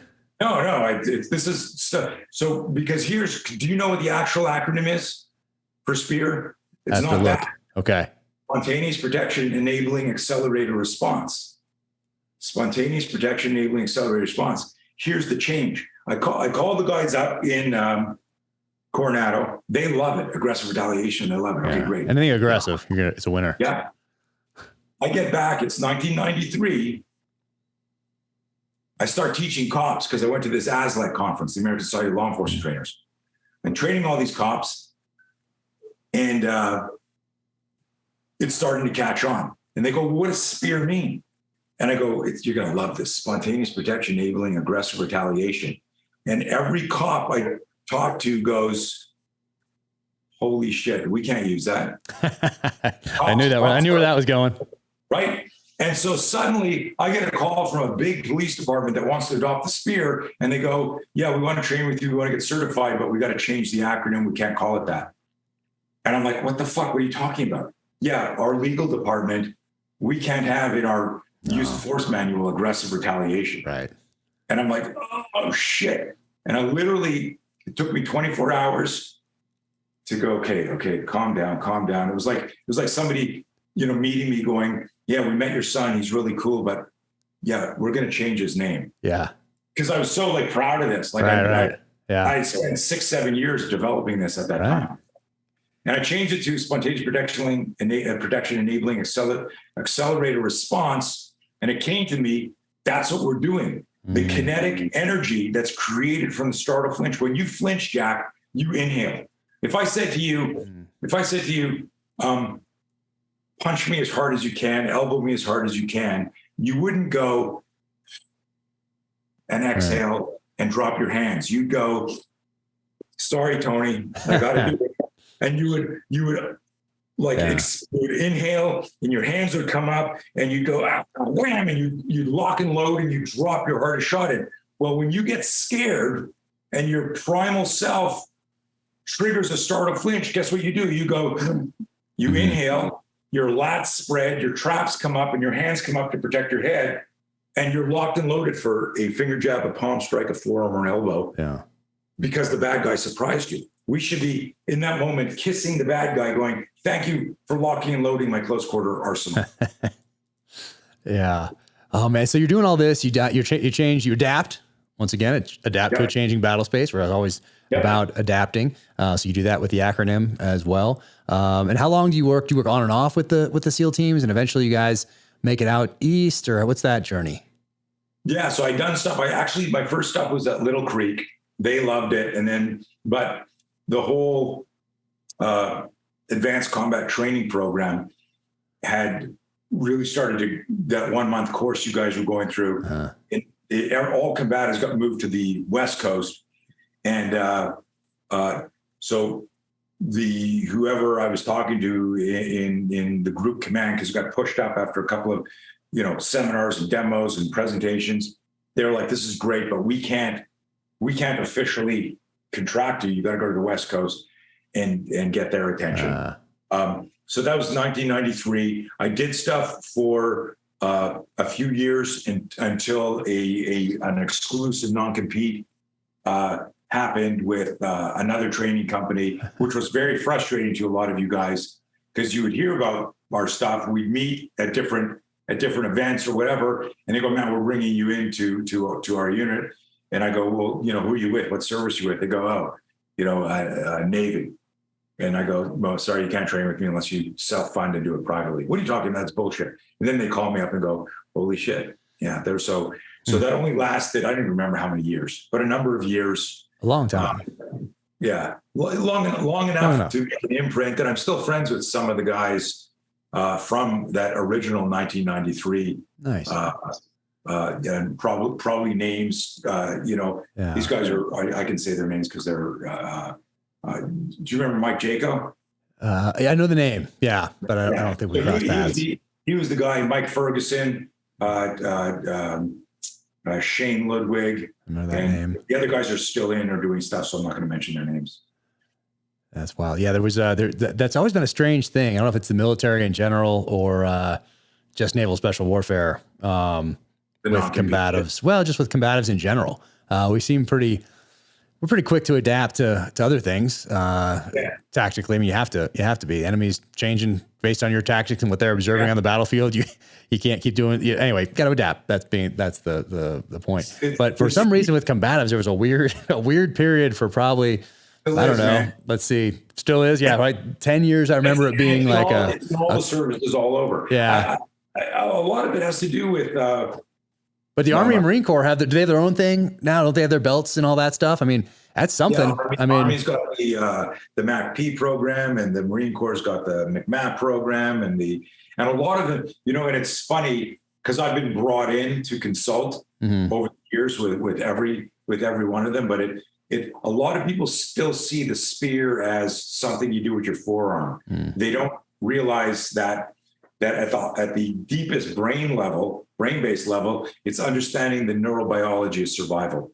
And that should be part. So this was interesting. Somebody who I trained 10 years ago, that contract ended, and somebody who I trained when they were operational, he's still in, can't mention his name, went to Green Team, which was the training area. And I can say that, I think. I'll find out soon. Hopefully I can. That's fine. But he calls me up. He goes, "Man, I've been waiting 10 years to be here so I could do this because your stuff is the shit." I had a guy. So I don't know if you knew this, but on V911, I was actually down at Range 19, training the Army guys, that unit that sounds like an airline, and I was in there on September 11th. Wow. And then I didn't see this particular squadron, and they were the guys that always brought me back because what I would always do, everything I always did was always remember my 1980 origin story. Mitch loses the fight because of the scenario. I said, oh my God, we're doing everything wrong. Here we are decades later. People are still going, here's how you get out of this move. Here's how you get out of this move. Yeah. And they're not making this connection to the scenario will dictate.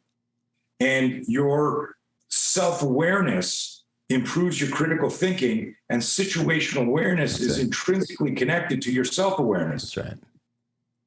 If you want fully functional situational awareness, which is everything in managing violence, everything in business and relationships, but particularly like if I screw up something in business, which I have many times, I go, oh, fuck, okay, I got to start over. If I screw up something in a relationship, I go, oh man, okay, I got to start over. But if you screw something up in a truly violent encounter, you might not get to start over. Yeah. So it was, I don't know, man, it's fucking nuts. All of these different groups. Yeah. I don't know why, because you brought it up when you were talking about the 80s, how it was this incubator, kind of like this golden era. Yeah. And to me, I would always say that, like, hey guys, I'm teaching you. So I created a program for military teams called No Room to Shoot, No Time to Shoot, No Need to Shoot. And we would insert it between shoot, no shoot training. I go, look, you're already trained. You already know how to stack. You already know how to clear a room. I'm not teaching tactics. I'm teaching you come in and you suddenly realize, oh, the person I'm supposed to save has Stockholm syndrome and they're coming at me like a fucking maniac. I'm supposed to rescue them. Maybe I shouldn't be muzzle striking this person just because that's what my muscle memory, oh shit, I did. Or like, so no need to shoot. Wrong room, non-combatants, but they're freaking out. Yeah. No need to shoot. Oh, yeah. And we created scenario drills around that, and you would explore the psychophysical response time of escalating or de-escalating yourself in relationship to this emerging scenario. Yeah. And we did crazy stuff, but a lot of people, they just, because of this, I don't know if it's a martial arty thing, they just saw me as a competitive martial artist. We go, no, we run the combatives program here. You don't train with Blauer, you don't train with Carr, or you don't train with jiu-jitsu. It depends. And you know this, each place had their own, you know, A and C squadron loved jiu-jitsu. B squadron for a long time were doing my stuff. But crazy experience for me to be there as a combatives. Jeez, yeah, on the day, that's crazy to be there on 9/11 doing that. Well, what you mentioned earlier, probably one of the things that is the most important out of all this training that one can do is that situational awareness that you talked about. Doing all these things you talked about, being here in this different scenarios, learning all of this.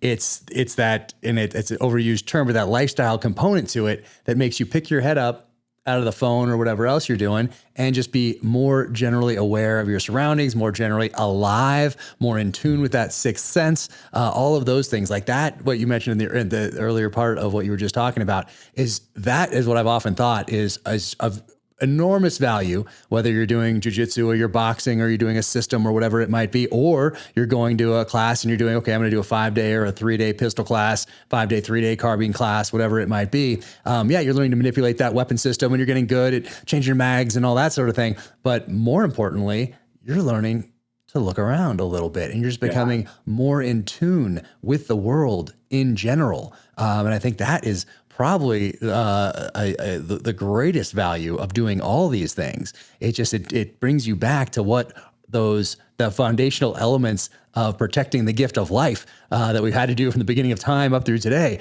It gets you back to that. And it's not a paranoia thing. It's just what you have to do what you had to do to survive for most of human history. But it brings you back to that. So not necessarily that you're, this, what we're doing right now, I'm going to drop my cell phone and I'm going to do this and that and boom. And that's awesome. But what it does is it opens all of this up, all of this peripheral vision up, all of this situational awareness up. And that's what really, I think, is the value of doing all of these things at that level. It brings you out of this, opens you up to everything else, and allows you to avoid or run or do whatever you need to do to maybe not be in that life and death struggle. Yeah, 100%. And a couple of things I wanted to piggyback on there is we have a maxim, I don't know if I shared it earlier, no awareness, no chance, no awareness, no chance. And we've, I'm a bit of a nerd in case you haven't figured out how many, like I like to go down the rabbit holes. And so we'll look at the training, we go, there's attack specific awareness and then scenario specific awareness. And so what you're doing is you develop this hyper awareness for, the attack specific is truly understanding this element of jiu-jitsu or striking or weapon play. But the scenario awareness is, you go to Scotland, their number one leadoff shot isn't a sucker punch like in America, it's a headbutt. Mm-hmm. So that's blending scenario awareness, right? I'm now moving about the planet. What do I need to be aware of here? I'm in this area. Okay, the snakes aren't poisonous. This area, the snakes are poisonous. This is, again, part of that research and part of that. When you train, like you said, when you start doing courses and thinking about that stuff, if you're open to it, you're expanding your brain and you're improving the function of your reticular activating system. Whereas just like training your brain, like these are the things that are important to me now. But there's so much more that as good citizens that we can learn. And it's important. I talk about it as the 3 I's: instincts, intuition, intelligence, and getting them to communicate together. Every one of us has had an event in our lives where we were betrayed in a relationship, betrayed in business, had a bad feeling about a driver or a car or an event, and then suddenly there's an accident, some weird shit like black box shit. And then after it happens, you go, oh my God, I fucking knew that was going to happen. And so when I do my workshops, my seminars, I go, how many of you have been betrayed in a relationship? Every hand goes up. How many of you have business? Every hand goes up. How many of you had something bad happen to you in your life? And then afterwards, when the dust settled, you're sitting there went, I fucking knew that was going to happen. Mm-hmm. And everyone goes, they can recall events like that. I go, what do we need to change in our self-awareness DOS system, like if, then, go to, where if you could say, I knew that was going to happen, how do you go back in time and have that metaphoric butterfly effect so that you averted that danger, you averted that risk? And this is teaching people to have the courage to trust their intuition and explore that. And one of the most important principles, that our training tries to like instill in people is this choose safety model. The decision to choose safety when danger is imminent. That's our definition of self-defense. That applies to relationships, finances, business, government crap, weaponizing of fear. The decision to choose safety when danger is imminent. If you Google the definition of self-defense, Jack, the standard definition will say something to the effect of, the physical act of protecting your property or your life. It doesn't include situational awareness. It doesn't even include de-escalation. And so when people are studying self-defense, by definition, they think it's how do I get out of a headlock, but you know this better than anybody. You've already been attacked if you're in a headlock. Yeah. And now you're behind the curve. And yes, there's things you can do, but like your rant about situational awareness, don't I have a better chance of averting, avoiding, or intercepting this danger if I know it's coming? And so every victim of violence who lived to tell the tale, this is my decades of research, everyone I've ever interviewed said they had a bad feeling. They just didn't know what to do with that. And so, I tell people, and this is a neat thing. When we say, hey, what's the safest thing you could do here? I'll ask people, they go, well, but isn't playing it safe kind of like a boring life? I go, yeah, but I'm not telling you to play it safe. I'm asking you to choose safety. You're in an active shooter situation. You don't have a weapon. You're 30 feet away from the bad guy. Somebody's been hit in front of you and they fall down on you. And now there's literally dead weight on you. Should you sit up and go, you didn't get me? Should you play dead? You go, play dead.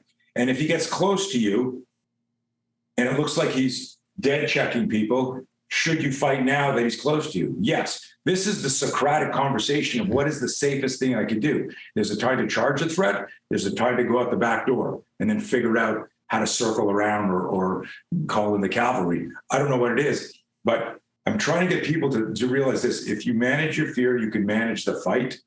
It doesn't guarantee victory, but we need to get our brain engaged because the mind navigates the body. You don't go for a run because your quads said, let's go for a run. You don't elbow somebody because your elbow wants to do an elbow. You go, I'm in a confrontation, and the closest weapon to the closest target right now is this fucking elbow, and I'm going to drop it on this guy right now. And when we understand the neurobiology interference, potential for interference, and the neuroscience of how signal speed works in our brain, we become way more dangerous and way more effective in spite of fear. We're now using fear as fuel, but we can now access our skill set. Nice. Yeah. I've always, thought about, people talk about survival, and survival is the baseline. Like, we're training for that worst case scenario, being on the ground in a parking lot at night, multiple assailants. Okay. You're training for that, but, and you want to prevail in that situation and destroy everyone that has, threatened to take away that gift of life, that is yours. But, survival is the baseline. Like, it's prevailing. We want to prevail. We don't want to survive. We want to prevail. Survival, got it. No, we want to prevail in these situations. And a lot of that is due to trusting those instincts, trusting that feeling. And I talk to the kids about this all the time. And I said, don't feel bad about having a bad feeling. Like, trust it, right. Get out of there and figure it out later, but trust it. We have all of these generations of evolution that led to this being at this point right now. Don't suppress it. It's there for a reason. Trust that feeling.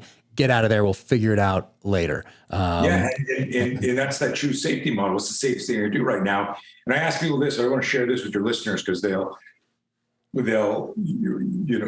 I get in the zone, I spit out a bunch of big words, and I want this to be meaningful.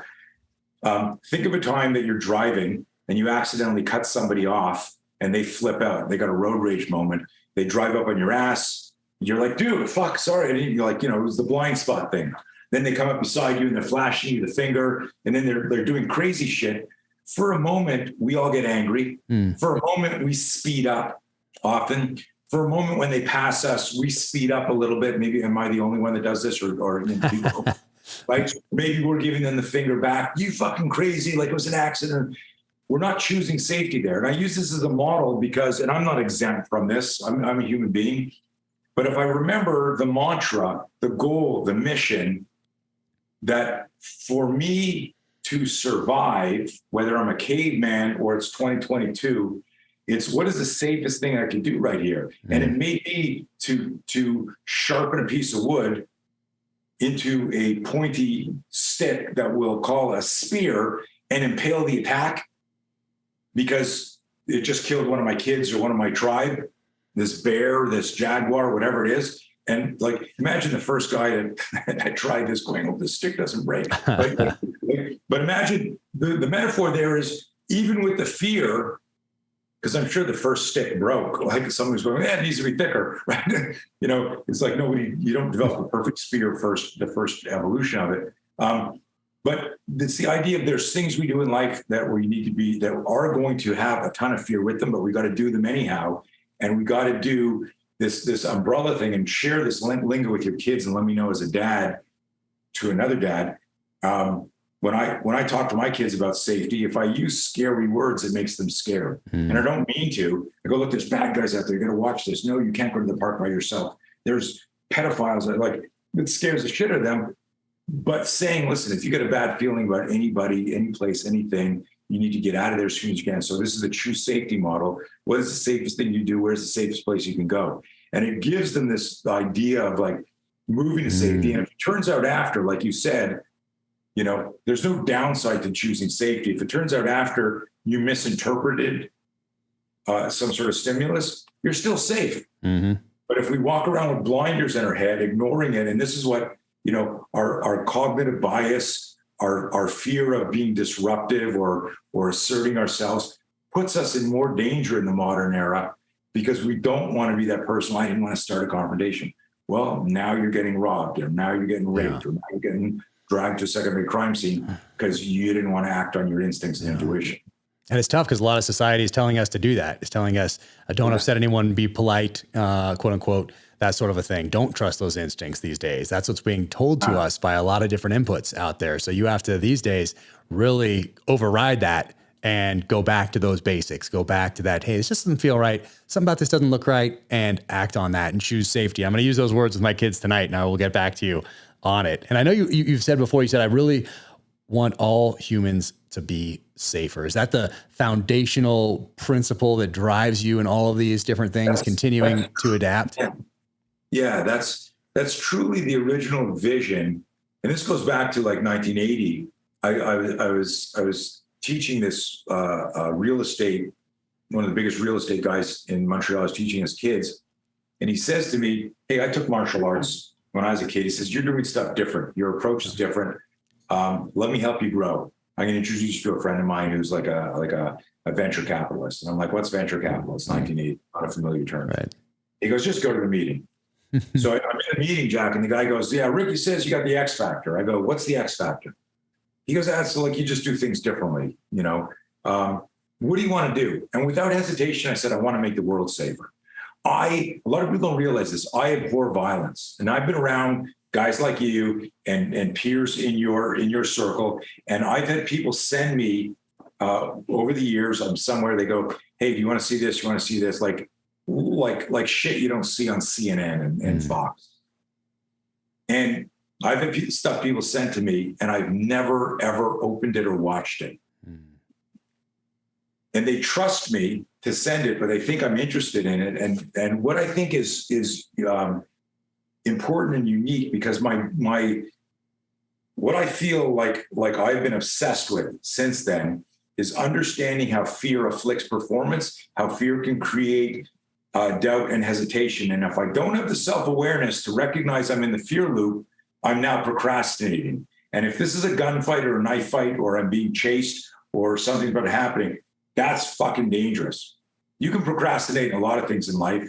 It always sucks, because what's the only resource we can't regenerate?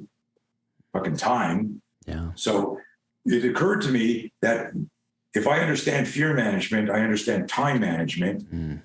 And now I'm being more productive and more efficient in my life. But that was like decades later that I had that epiphany. Yeah. But back in 1980, this guy says, "What do you want to do?" I said, "I want to make the world safer."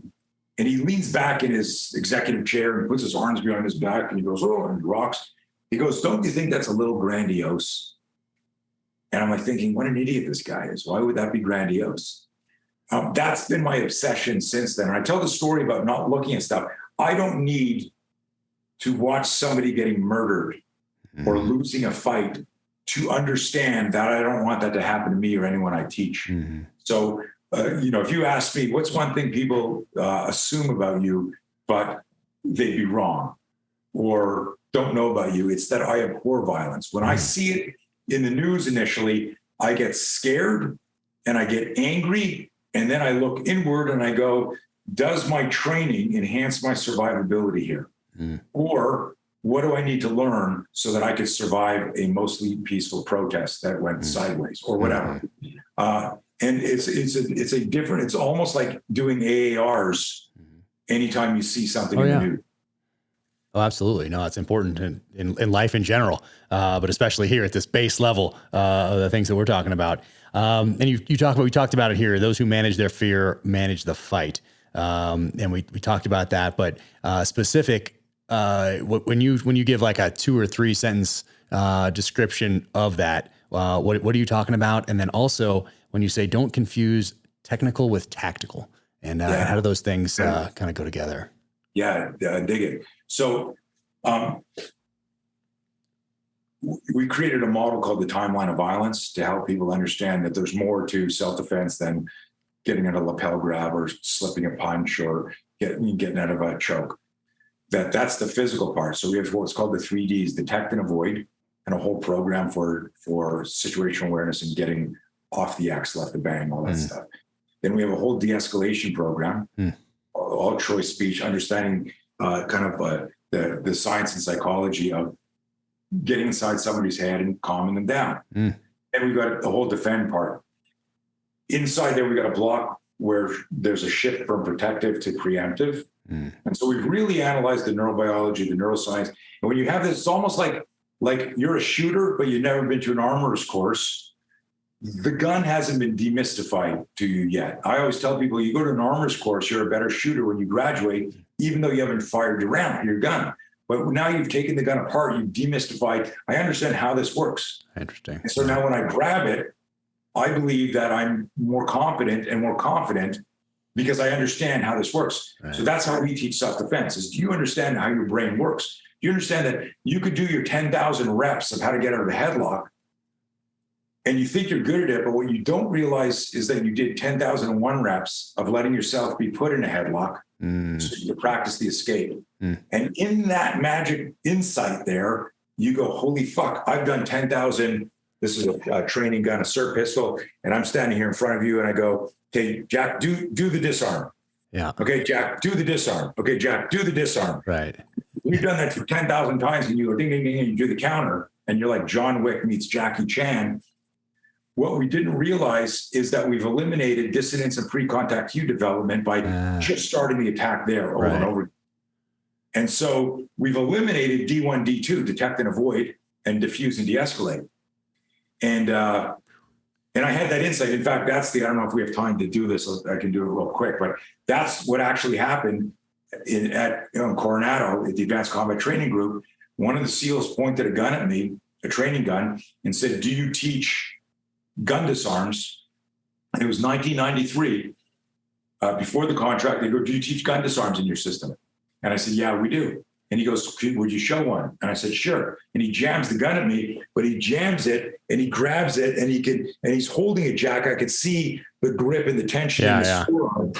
He was holding it to not be countered as opposed to how somebody would actually hold a gun. Mm-hmm. So I could tell he was getting ready for me to do something. Right. And so I say to him, I go, listen, everything we do is scenario based. So I need to know, is this a robbery, a kidnapping, or are you planning on murdering me? And he smiles at me because I'm really trying to get in his head to distract him, right? But we're Obi-Wan Kenobiing each other. Yeah, right. He smiles at me like, I know what you're trying to do. So you know the magic of disinformation versus misinformation. I lean into the story more. I go, no, man, I'm serious. Listen, in my system, you asked me, and this is all disinformation. I'm trying to fuck with this guy, but he's standing there like this. And I go, we have different moves for every single situation because force was parallel danger. Am I bullshitting or am I telling the truth? This sounds true. So what I would do for a gun disarm and a robbery is different than if I thought maybe you were going to move me to secondary crime scene and shoot me. So I need you to pick or I can't show you the move. And he goes like this. He thinks about it and he goes, and as soon as he turned his head to select, right. Boom. I went back and I grabbed the gun and get the hole. This is the most important part of gun disarms. Everybody listening, don't be in front of the little hole. Yeah. And I moved the little hole away from me. And as I do that, man, and I'm starting to twist his wrist like to do the gun disarm, I forget in the moment, because I'm used to working with students, that this guy's a fucking Navy SEAL and an instructor at the Advanced Combat Training Group. He immediately drops down, changing his elevation to take the pressure off his wrist, and everything goes into slow motion. I see his fucking hand coming to my nuts. Yeah, changing levels. Right, he changed levels, and he's rotating, and he's immediately going into strike. And I'm thinking, I don't know this guy. I just met him like this morning. Is he going to pull it, or is he going to crush my testicles? And so I continue here, and what I do is I grab his arm and I yank it and I pull him so it rolls him around and onto his back, and I immediately sit into an armbar. Now, what's important to the story is it's 1993. A significant event happened for all of us in 1993, and that was the UFC. Yeah. And I discovered submission fighting from a buddy of mine in there. And I had been for 6 months straight, stopped doing everything I did. And all I was doing was ground fighting, jiu-jitsu, submission every fucking day. I wanted to understand it because I didn't believe it. And after the UFC, I was up in a hotel room with my buddy. And I went, is that fixed? Is that fake? Because I've never seen submission. He grabs my ankle, puts me in an ankle lock. And I go, well, I would just sit up here. And I went to go punch him in the face. And he goes like this, and he bends backwards, and I feel my shin bend, and I go, oh, fuck. And I'm like, holy shit. And he goes, and if I do this, and he squeezes a bit more, and I feel my ankles start to twist, and I'm like, okay, fuck, holy shit. And I made him show me all this stuff. And that's all I did. So when I rolled the guy and his arm opened up, I saw the arm bar. I didn't even think about anything. I sat down across him. He immediately got his other hand up. He's holding onto the gun. I kick his arm out. It comes free. I'm in the arm bar. I straighten the arm bar out and I do this. And I was always like headbutt, eye gouge fighting. Mm-hmm. I bring his hand to mouth. I bite his hand. His hand weakens from the bite. I grab the gun out of his hand with my left hand. I scoop the arm bar. So I got him an arm bar and I put the gun in his right ear. He's on the ground. And I do this like as if I practiced it 10,000 times, but it was just like improvised nano moment. The other 5 SEAL instructors are standing there going, holy fuck. I have no idea what I did because I just improvised from the armbar and did the disarm. And these guys are like, oh my God, it's the end of the day. They go, hey, can you come back tomorrow? We want to talk to you about training. I'm like, yeah, sure. I leave there and I tell people this, I didn't sleep all night, tossing and turning. I was so angry with myself because I had been since 1980, this is 1993, for 13 years doing everything based on the scenario. And there were so many ways I could have taken the gun away from him where I realized in that moment, had this been 6 against 1 in a closed room and I was on my back with the gun here, maybe I'd have shot this guy and one other guy. But if they had drawn down on me or started to kick me in the fucking head, there's no way I would have won against 6 guys. Mm-hmm. And that I realized I went into the arm bar without even thinking about it, and it infuriated me. Mm-hmm. And I went back the next morning and I apologized to them, and they were trying to think of a way that doesn't sound obnoxious.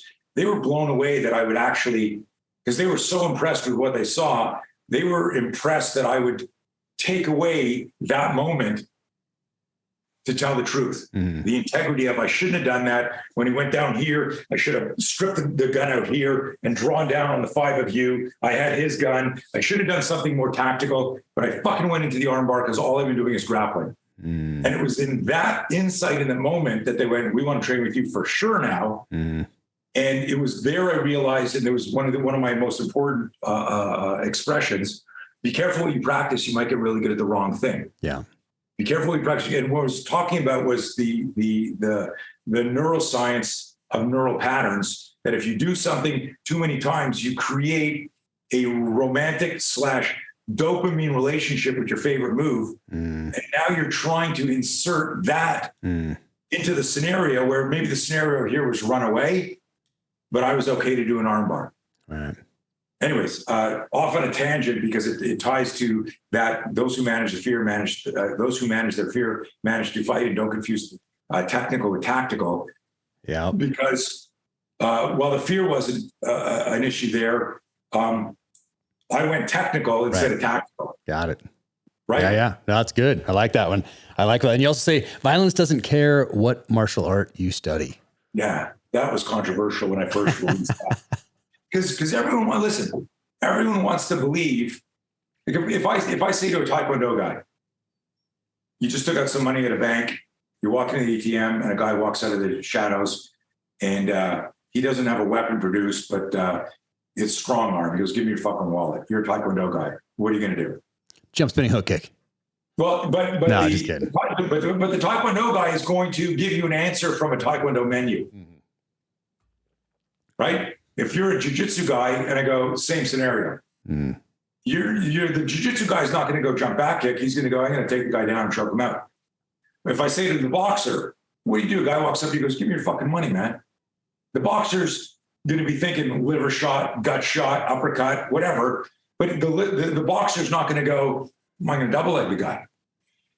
We all fall in love with our martial arts. When you love Jeet Kune Do, you're always ready to straight blast. You wake up, whack, you hit your Makiwara, you're ready to go. Someone grabs you, whack, you're ready to, you're like Bruce Lee, Bob Wall, Enter the Dragon. Let's go, whack, and you're in on it. As a guy who's like a neuroscience nerd without studying neuroscience, just organically and intuitively, when you do something over and over again, you create a romantic relationship, as I said earlier, but you're also creating a neural pattern. There's no such thing as muscle memory in the literal sense. And so what ends up happening, that clouds or changes functional or total full, what I would like to think of as like a lucid situational awareness, meaning I look at the scenario and I go, what is the safest thing I could do? Not what does Jeet Kune Do say? What does Krav say?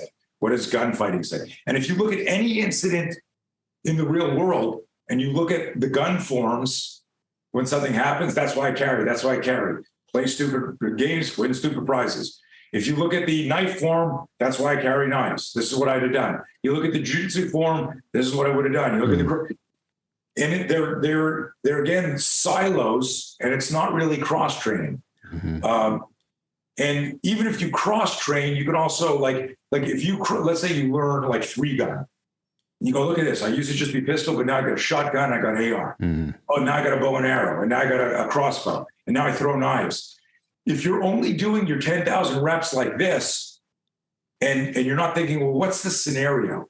Who would be there? Like I like doing things where I'll watch somebody, let's say, who does gun disarms. Almost everybody who does gun disarms the same direction with their dominant hand. And they don't realize that. So what I'll do is I'll watch somebody move and I'll go, no matter what I do, this guy's always hitting with the right hand, coming off to the side. So then what I do is I go, okay, stand here. Guys, watch this. And I'll stack a bunch of people behind the guy like this, right? And he stands here like this, and I point the gun, and he goes, whap, and I go, finger on the trigger, semi-automatic, a round's gonna go off. You just shot your wife in the head doing the gun disarm.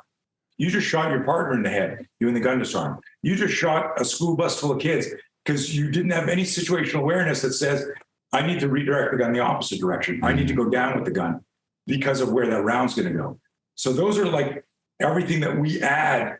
So a lot of people, don't realize that we're not just teaching how to use your forearm in a tactical way. We're teaching people how to think and how to manage fear. And we look at scenarios and we go, well, what would we do here? I wrote an article a few months ago after all those robberies started happening in LA. And I said, listen, you guys know I studied violence.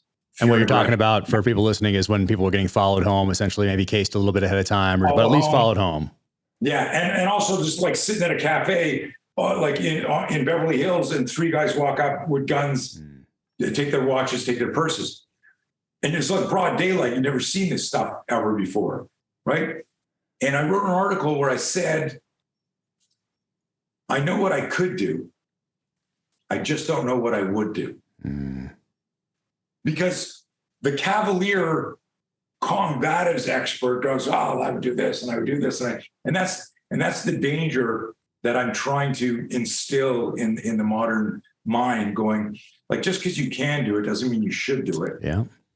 And so this actually comes back to self-awareness and situational awareness. Yeah. But it really does. And you're right. Our unconscious bias can create more danger for us because it affects our functional situational awareness.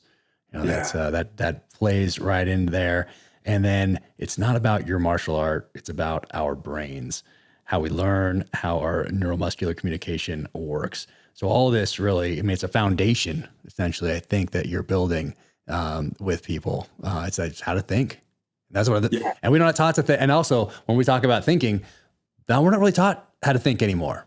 When we go back in time, people used to be taught how to think logically. That was really what you would learn in school, how to think, or from mentors. And we don't really get that anymore. You're spitting out some facts, you're memorizing, that sort of a thing, but learning how to think and learning how to think logically, and then learning how to apply that to these situations and getting comfortable. I don't know if you get comfortable with violence, but you get, but doing these things that you do here, that you would have had to have been good at years ago to survive.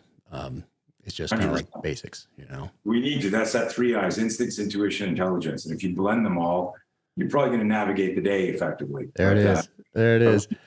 Our smartphones have made a lot of us dumb. It's so true. It is so true.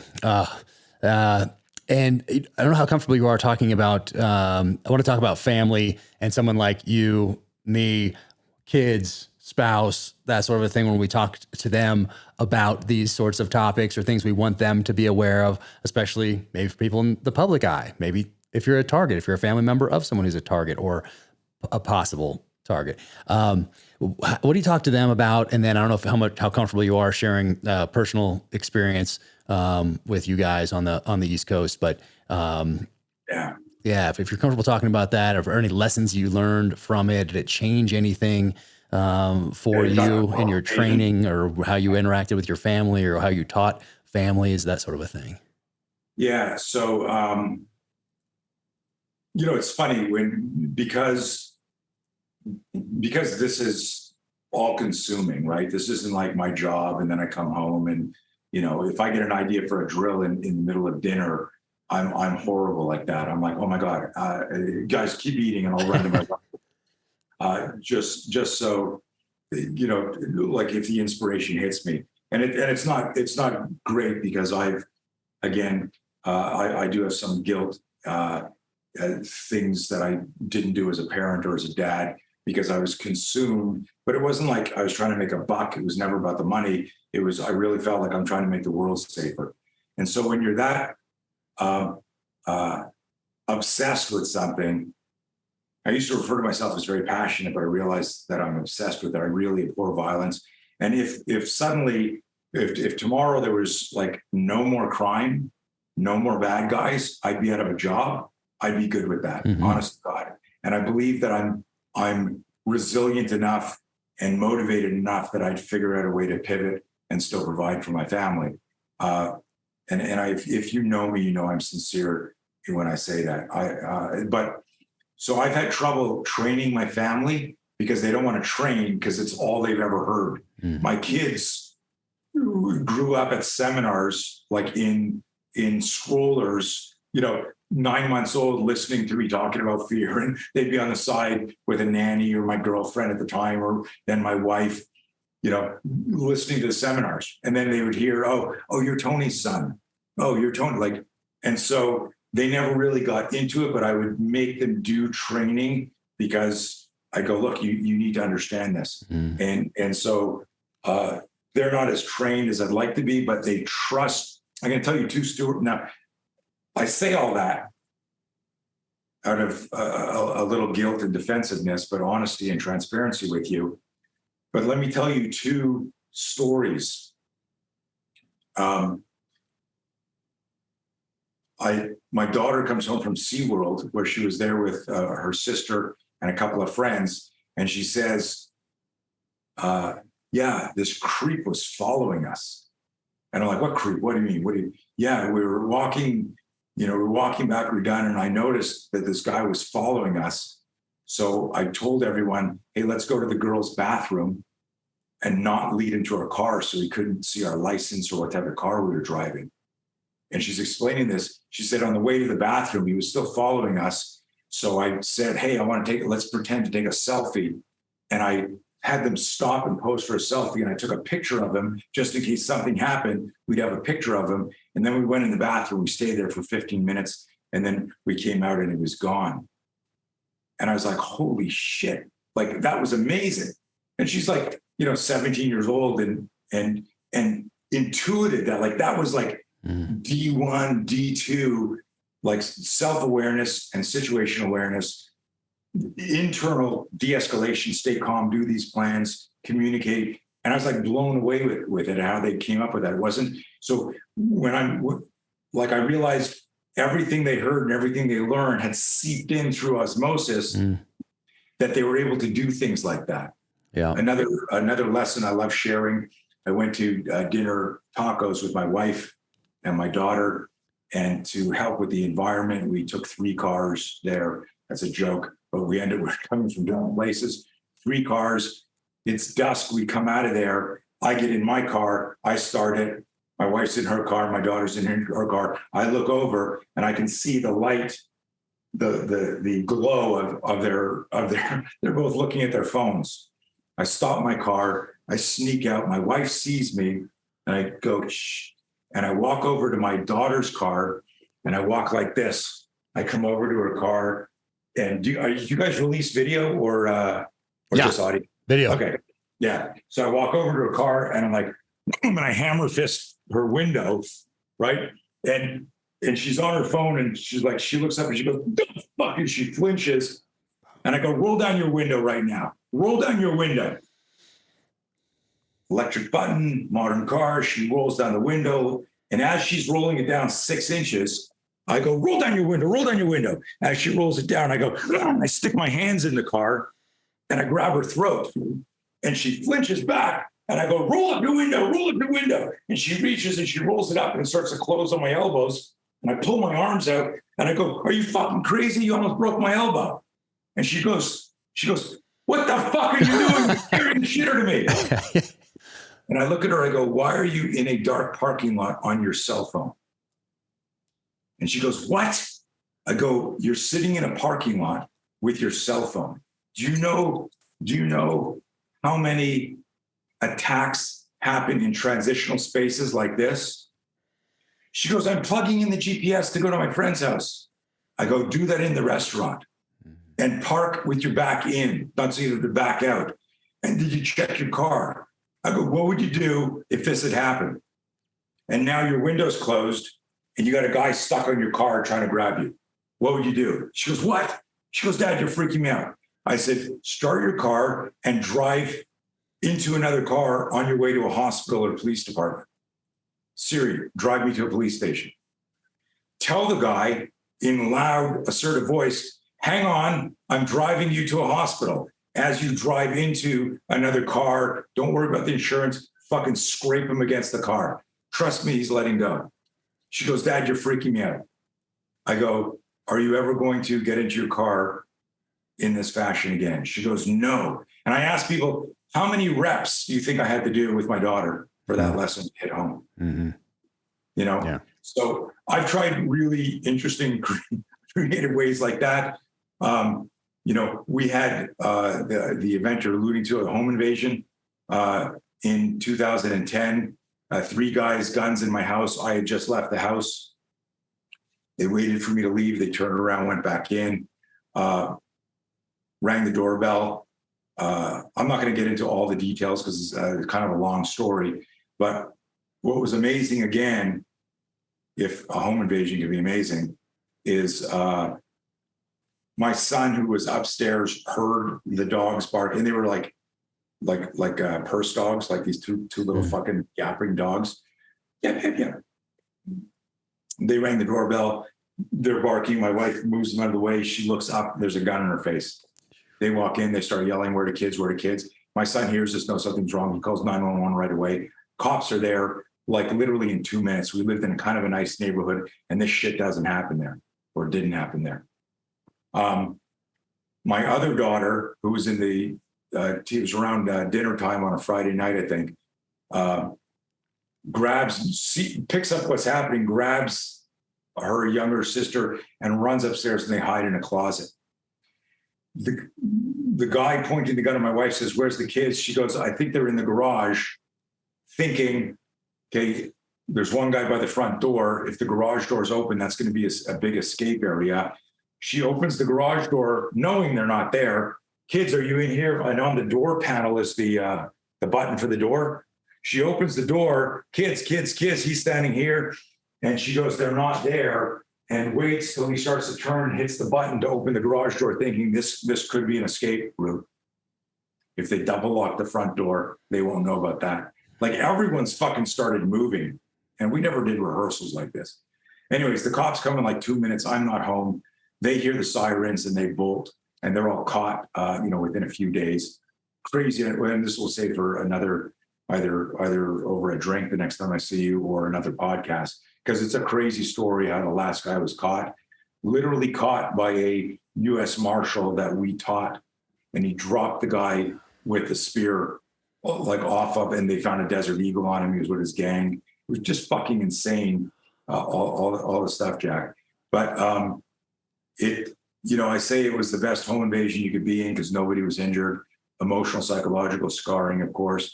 But, like, immediately we got real dogs, not dogs that fit in your purse. Dogs that'll maul people if they come in. Mm-hmm. I've always been a shooter, but I didn't have guns at the time because I came from Canada. When I moved to the States, I just left my guns there, and I just never got them again. And now we've got, guns and tomahawks. And then we're not paranoid at that level. And we've got 6 dogs now, and an alarm system by a company out of Utah, actually. So pretty high-end alarm. But shit can happen anywhere, anytime. And it was really just this idea of, or what are some simple things you can do, and what are you going to do?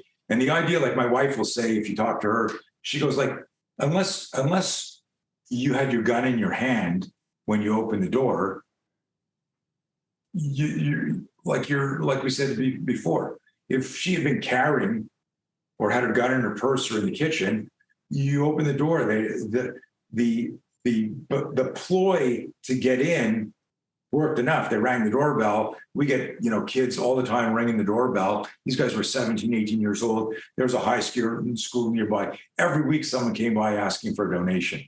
There was no reason not to open the door. So, it's kind of interesting. But what's changed is serious dogs. Everyone, if you can afford it and have one, like a dog is an amazing deterrent, especially a trained dog. But any dog barking, alarms, weapons. But at the end of the day, you got to be the weapon. No, exactly. That's the message. You got to be, like you said before, the gift of life. Ultimate at the end of the day is survival. And your body is a human weapon system. You get stabbed or hit, there's parts of your system that are going to try to wake you up. There's parts of your body that are going to try and coagulate the blood on your own and disinfect. And these are things that are happening like unconsciously. So I made a big distinction between differentiating between what fear does to our physiology and adrenaline and all the neurochemicals, and then the psychology, because at the end of the day, the mind navigates the body. So if you want to survive, while your body's already an organism locked and loaded, ready to do stuff, I always tell people, everyone knows how to fight. They just don't know they know how to fight.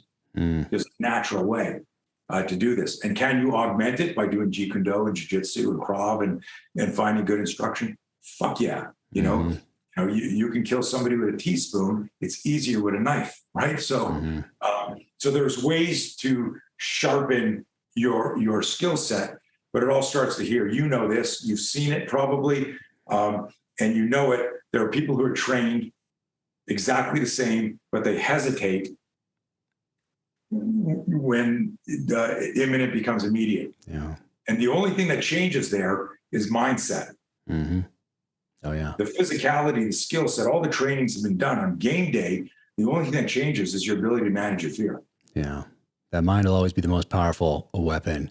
And on that topic, were there anything that stood out to you looking back on it when you do the AAR on that situation for those 3 people in particular? Did they, I forget, were they watching you for a while, or was it spontaneous? I forgot exactly how that started. It's kind of a creepy story. My son thought he recognized one of the guys and told the detective about it. And then what we figured out is he worked on a car wash crew. So I was an executive at a company, at a partnership down in Virginia Beach. And the mother company had all the executives had their cars washed by this one company. And this guy did it. And they would come to houses to wash this is the first world problems, of course, the executives' wives' cars. That week, there had been 3 break-ins at homes. So they were scoping houses. So they'd already been to my house. And one of the guys, they're washing it. And oh, yeah, we're the car company that works for this company here. We're here to wash your car. Sorry, man, do you mind if I use your bathroom? Guy goes in the house. So they came back. That was the link that we discussed. So it was interesting. So it was, interesting. I've heard of similar scenarios and groups doing that in other places as well. With that, I heard this. A buddy of mine who lived in Texas.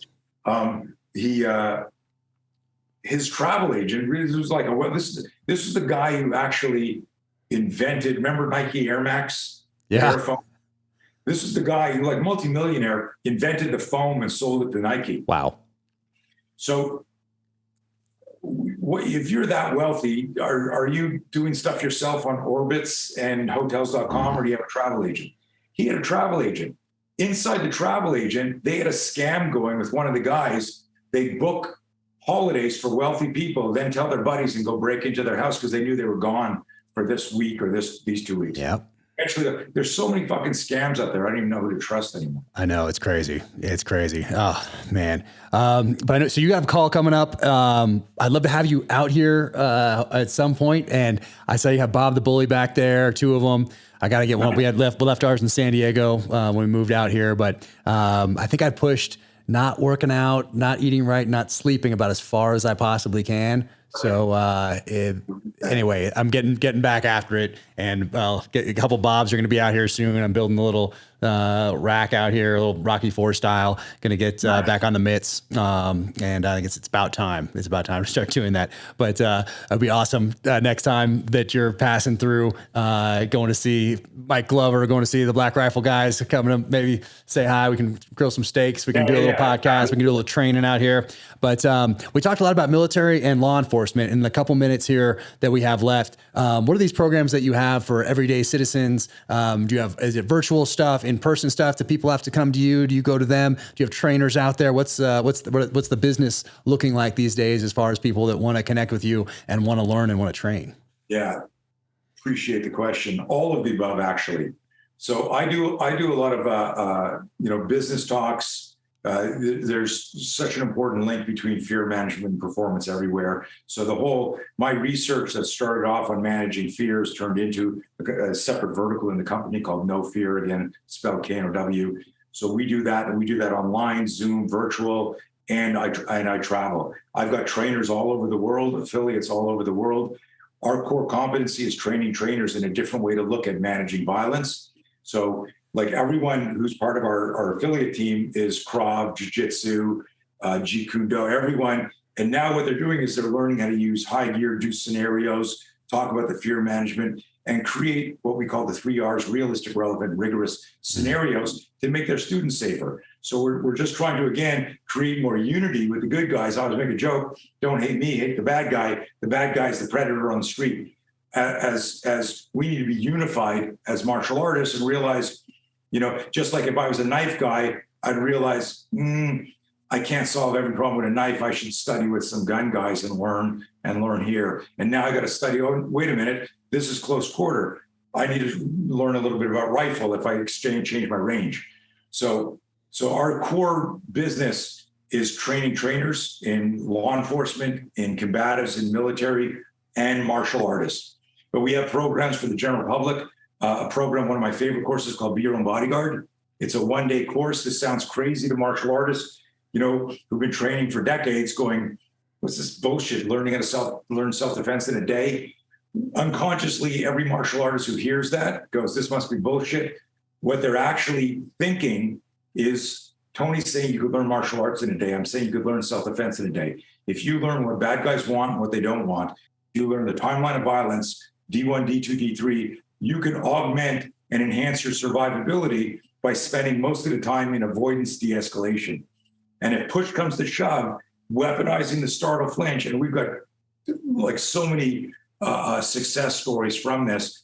And I liken this to like me learning how to use a shotgun in 15 minutes and you saying, look, stand here, say this through the door. If he comes through the door, you can fire, check with your local authorities what you need to do next. But stand your ground here. This guy's trying to break in your house. I'm not a sniper. I can't shoot at a distance. I can't do CQB, but I can learn how to protect my front door with a shotgun pretty quickly. I can learn how to use a fire extinguisher in 10 minutes. It doesn't mean I'm a fireman. So I tell people, you can learn the principles of self-defense and the ability to protect yourself in a day. And I've been doing that for 30 years. We started Be Your Own Bodyguard back in the 80s.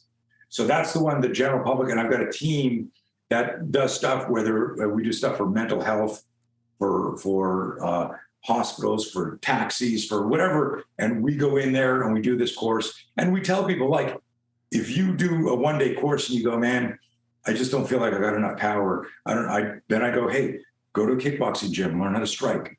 Oh, you're afraid of the ground? Go to a jiu-jitsu school. People who aren't afraid of the ground are harder to take to the ground. Guess what? You're demystifying parts. Right. So we encourage people to seek more, but a nice foundational course is this Be Your Own Bodyguard. So we've got everything covered. Nice. They can find that on the website. Is that the best way? Yeah, I mean, our main page, our HQ page is Blauer Training Systems. My last name, BLAUER, trainingsystems.com. And that'll take you to like if you go, hey, what's this high-gear scenario training? There's a link there. What's all the spear system? What's all the training I can do for self-defense? And then my coaching, and then our No Fear program. It's all there. Nice. I love it. Awesome, man. Well, hey, I'm going to let you get to your call, and hopefully I'll see you out here one day pretty soon. And man, thanks so much for all the support. I got to tell you, it means so much to me. Thanks for all you do for all of us. Dude, thank you for your service, and thank you. I know you're retired a long time, but I always, it's a ritual of mine. I'm always in awe of the courage and bravery, and I'm always grateful when I can connect with people serving or retired. And everything you do. I mean, Terminal List and that movement and all the books and like even your posts online. Like I was reading that the Chechen attack this morning, and I'm like, every day Jack Carr will inspire or educate you. So thank you for everything you do, buddy. Appreciate that. You guys take care, and I'll see you soon. Okay, be safe, man. I'll see you soon. You too. Take care. November 11th is Veterans Day, but at Navy Federal Credit Union, every day is Veterans Day. I've been a member since 1996, right after boot camp and right before I went to BUDS, or SEAL training. Navy Federal Credit Union is for active duty veteran DOD employees and their families. They offer resources like the VA Loans Hub and Best Cities After Service. They offer veteran employment assistance partnerships with nonprofits like The Mission Continues. They're a top VA home loan lender. They offer personal finance counseling. They offer 24/7 member service and are a growing community of over 1.8 million veterans just like you. Learn more at NavyFederal.org/veterans. Insured by NCUA, an equal housing lender. Thank you so much to 6 Hour for jumping right on board out of the gate to make this podcast possible. Obviously, I am a huge SIG fan, having carried the P226 on every deployment downrange in the SEAL teams. But SIG was a supporter. They were friends well before I was a New York Times bestselling author, well before I even had an Instagram account or any social media presence whatsoever. So thank you guys all so much. Ron, Tom, Jason, everybody at SIG who gets up every day and continues to crush it and lead the way. SIG is always adapting. They're always at the forefront, whether it is firearms for citizens, whether it's firearms for our military, ammo, suppressors, optics, training, fire control units. They are doing it all, and they are always pushing that envelope and trying to do it better each and every day through innovation and adaptation. They crush. So thank you so much for that friendship and support. It will never be forgotten. All right, let's talk about 10,000.cc. So 10,000, awesome company. If you have tried their interval shorts or their tactical shorts, which these are right here, you know that you are not going back to anything else. These things are awesome. And I got a pair of pants from them recently too. And man, amazing. I've worn a lot of shorts over the years, obviously being a West Coast SEAL at Team 5 when I started out. So that was kind of the thing. But I have worn a lot of shorts, and these ones, hands down, the best. I mean, that's just how it goes. They were tested by over 50 special operations members in their testing phase, so it makes sense that they're awesome. But definitely try these out. Go to 10,000.cc. Follow them on Instagram. Same thing, 10,000.cc on Instagram. But go to the website, check it out. Super easy to order. There's not crazy amount of different options. So, and then there's packages on there as well. I mean, they just do a fantastic job in all that they do. Free shipping, free returns. Go to 10,000.cc/dangerclose for 15% off your order. You will not regret it.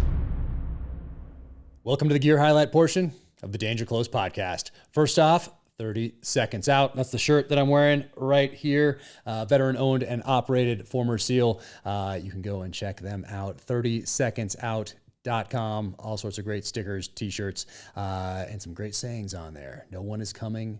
It's up to us. Expect to self-rescue. All sorts of great stuff on there. So check them out. And what is this? Bam, look at this pack right here. So this is the Gunslinger II from Eberlestock, and you will have seen Chris Pratt wearing this in episode 4, beginning of episode 4 of the Terminal List. And Glenn Eberle, of course, has been on the podcast before.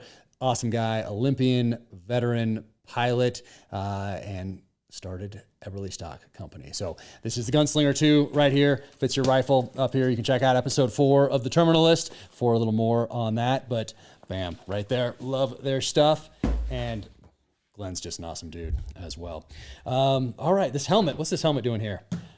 Got a little retro helmet for the bike. Figured I needed to start building my quiver of helmets, and always wanted one that was a little more retro.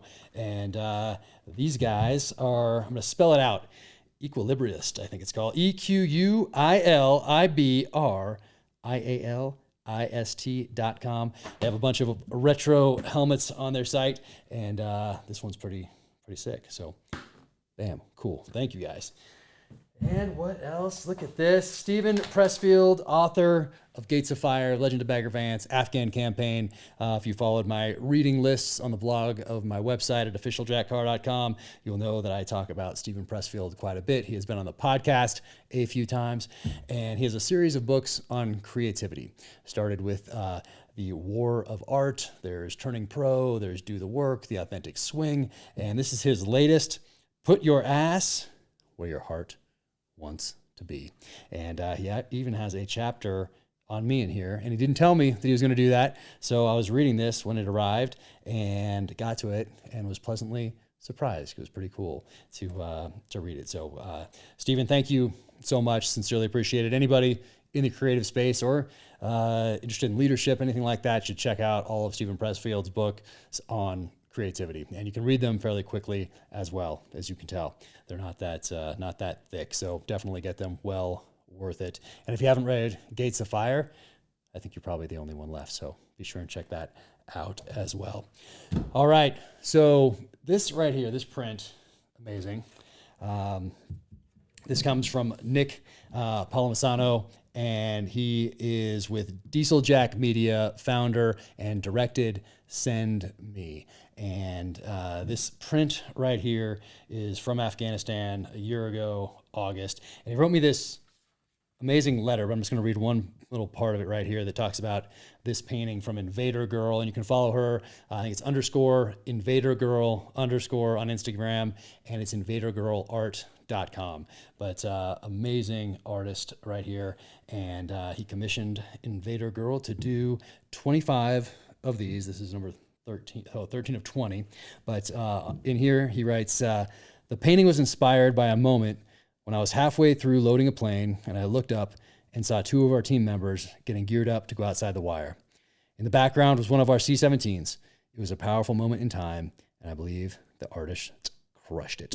And I agree. So, Nick, thank you so much for this. Invader Girl, thank you so much for capturing this. I've been following her artwork for a long time, and to have this is pretty special. So this is going to go into place of honor.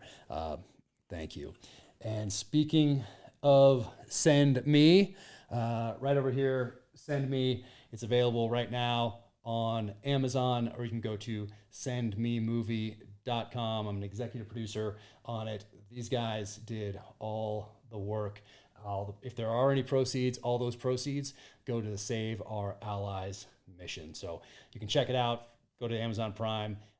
It's an hour-long documentary. It's well worth it. It is powerful and it is emotional. So check that out. Sendmemovie.com.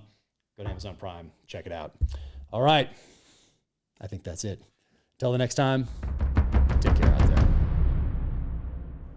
Thank you for tuning in to the Danger Close podcast, an Ironclad original presented by Navy Federal Credit Union.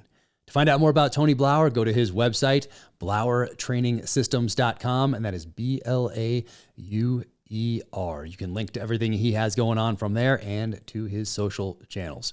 You can follow me at Jack Carr USA on the social channels. You can go to officialjackcarr.com. That is the website. You can sign up for the newsletter there and click on shop for the merch. And if you enjoyed this conversation, be sure to leave a 5-star rating and review and subscribe wherever you get your podcasts.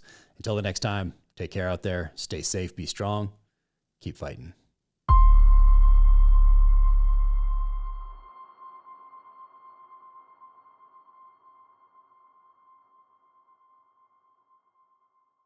I want to thank my friends at Black Rifle Coffee for sponsoring the Danger Close podcast. I've been a huge fan for the longest time. Drink Black Rifle Coffee every day. And if you keep your eyes peeled, you will notice that perhaps Chris Pratt is wearing a Black Rifle Coffee t-shirt, not unsimilar to this one, in the Amazon series adaptation of The Terminal List. Now you can go to blackriflecoffee.com/dangerclose and use code DangerClose20 at checkout for 20% off your purchase and your first coffee club order. Black Rifle Coffee, America's coffee. Keep crushing. Hey everyone, it's Jack Carr here. Just in time for the holidays, I am launching a new collaboration with my friends at KC Cattle Company. KC is a veteran-owned company out of Missouri, and they raise some of the best beef in the country. This limited release collaboration will include 2 different steak bundle options. One bundle is geared toward the entire family and includes KC Cattle Company's award-winning Wagyu uncured beef hot dogs. And a second bundle option, my favorite, will include something special: a massive Wagyu tomahawk steak and a Cross Tomahawks branding iron. Awesome. These limited release bundles drop in late November, so be on the lookout for more release information soon, exclusively through the officialjackcarr.com shop. Be the first to find out about my latest collaborations and more by signing up for the Jack Carr newsletter at officialjackcarr.com.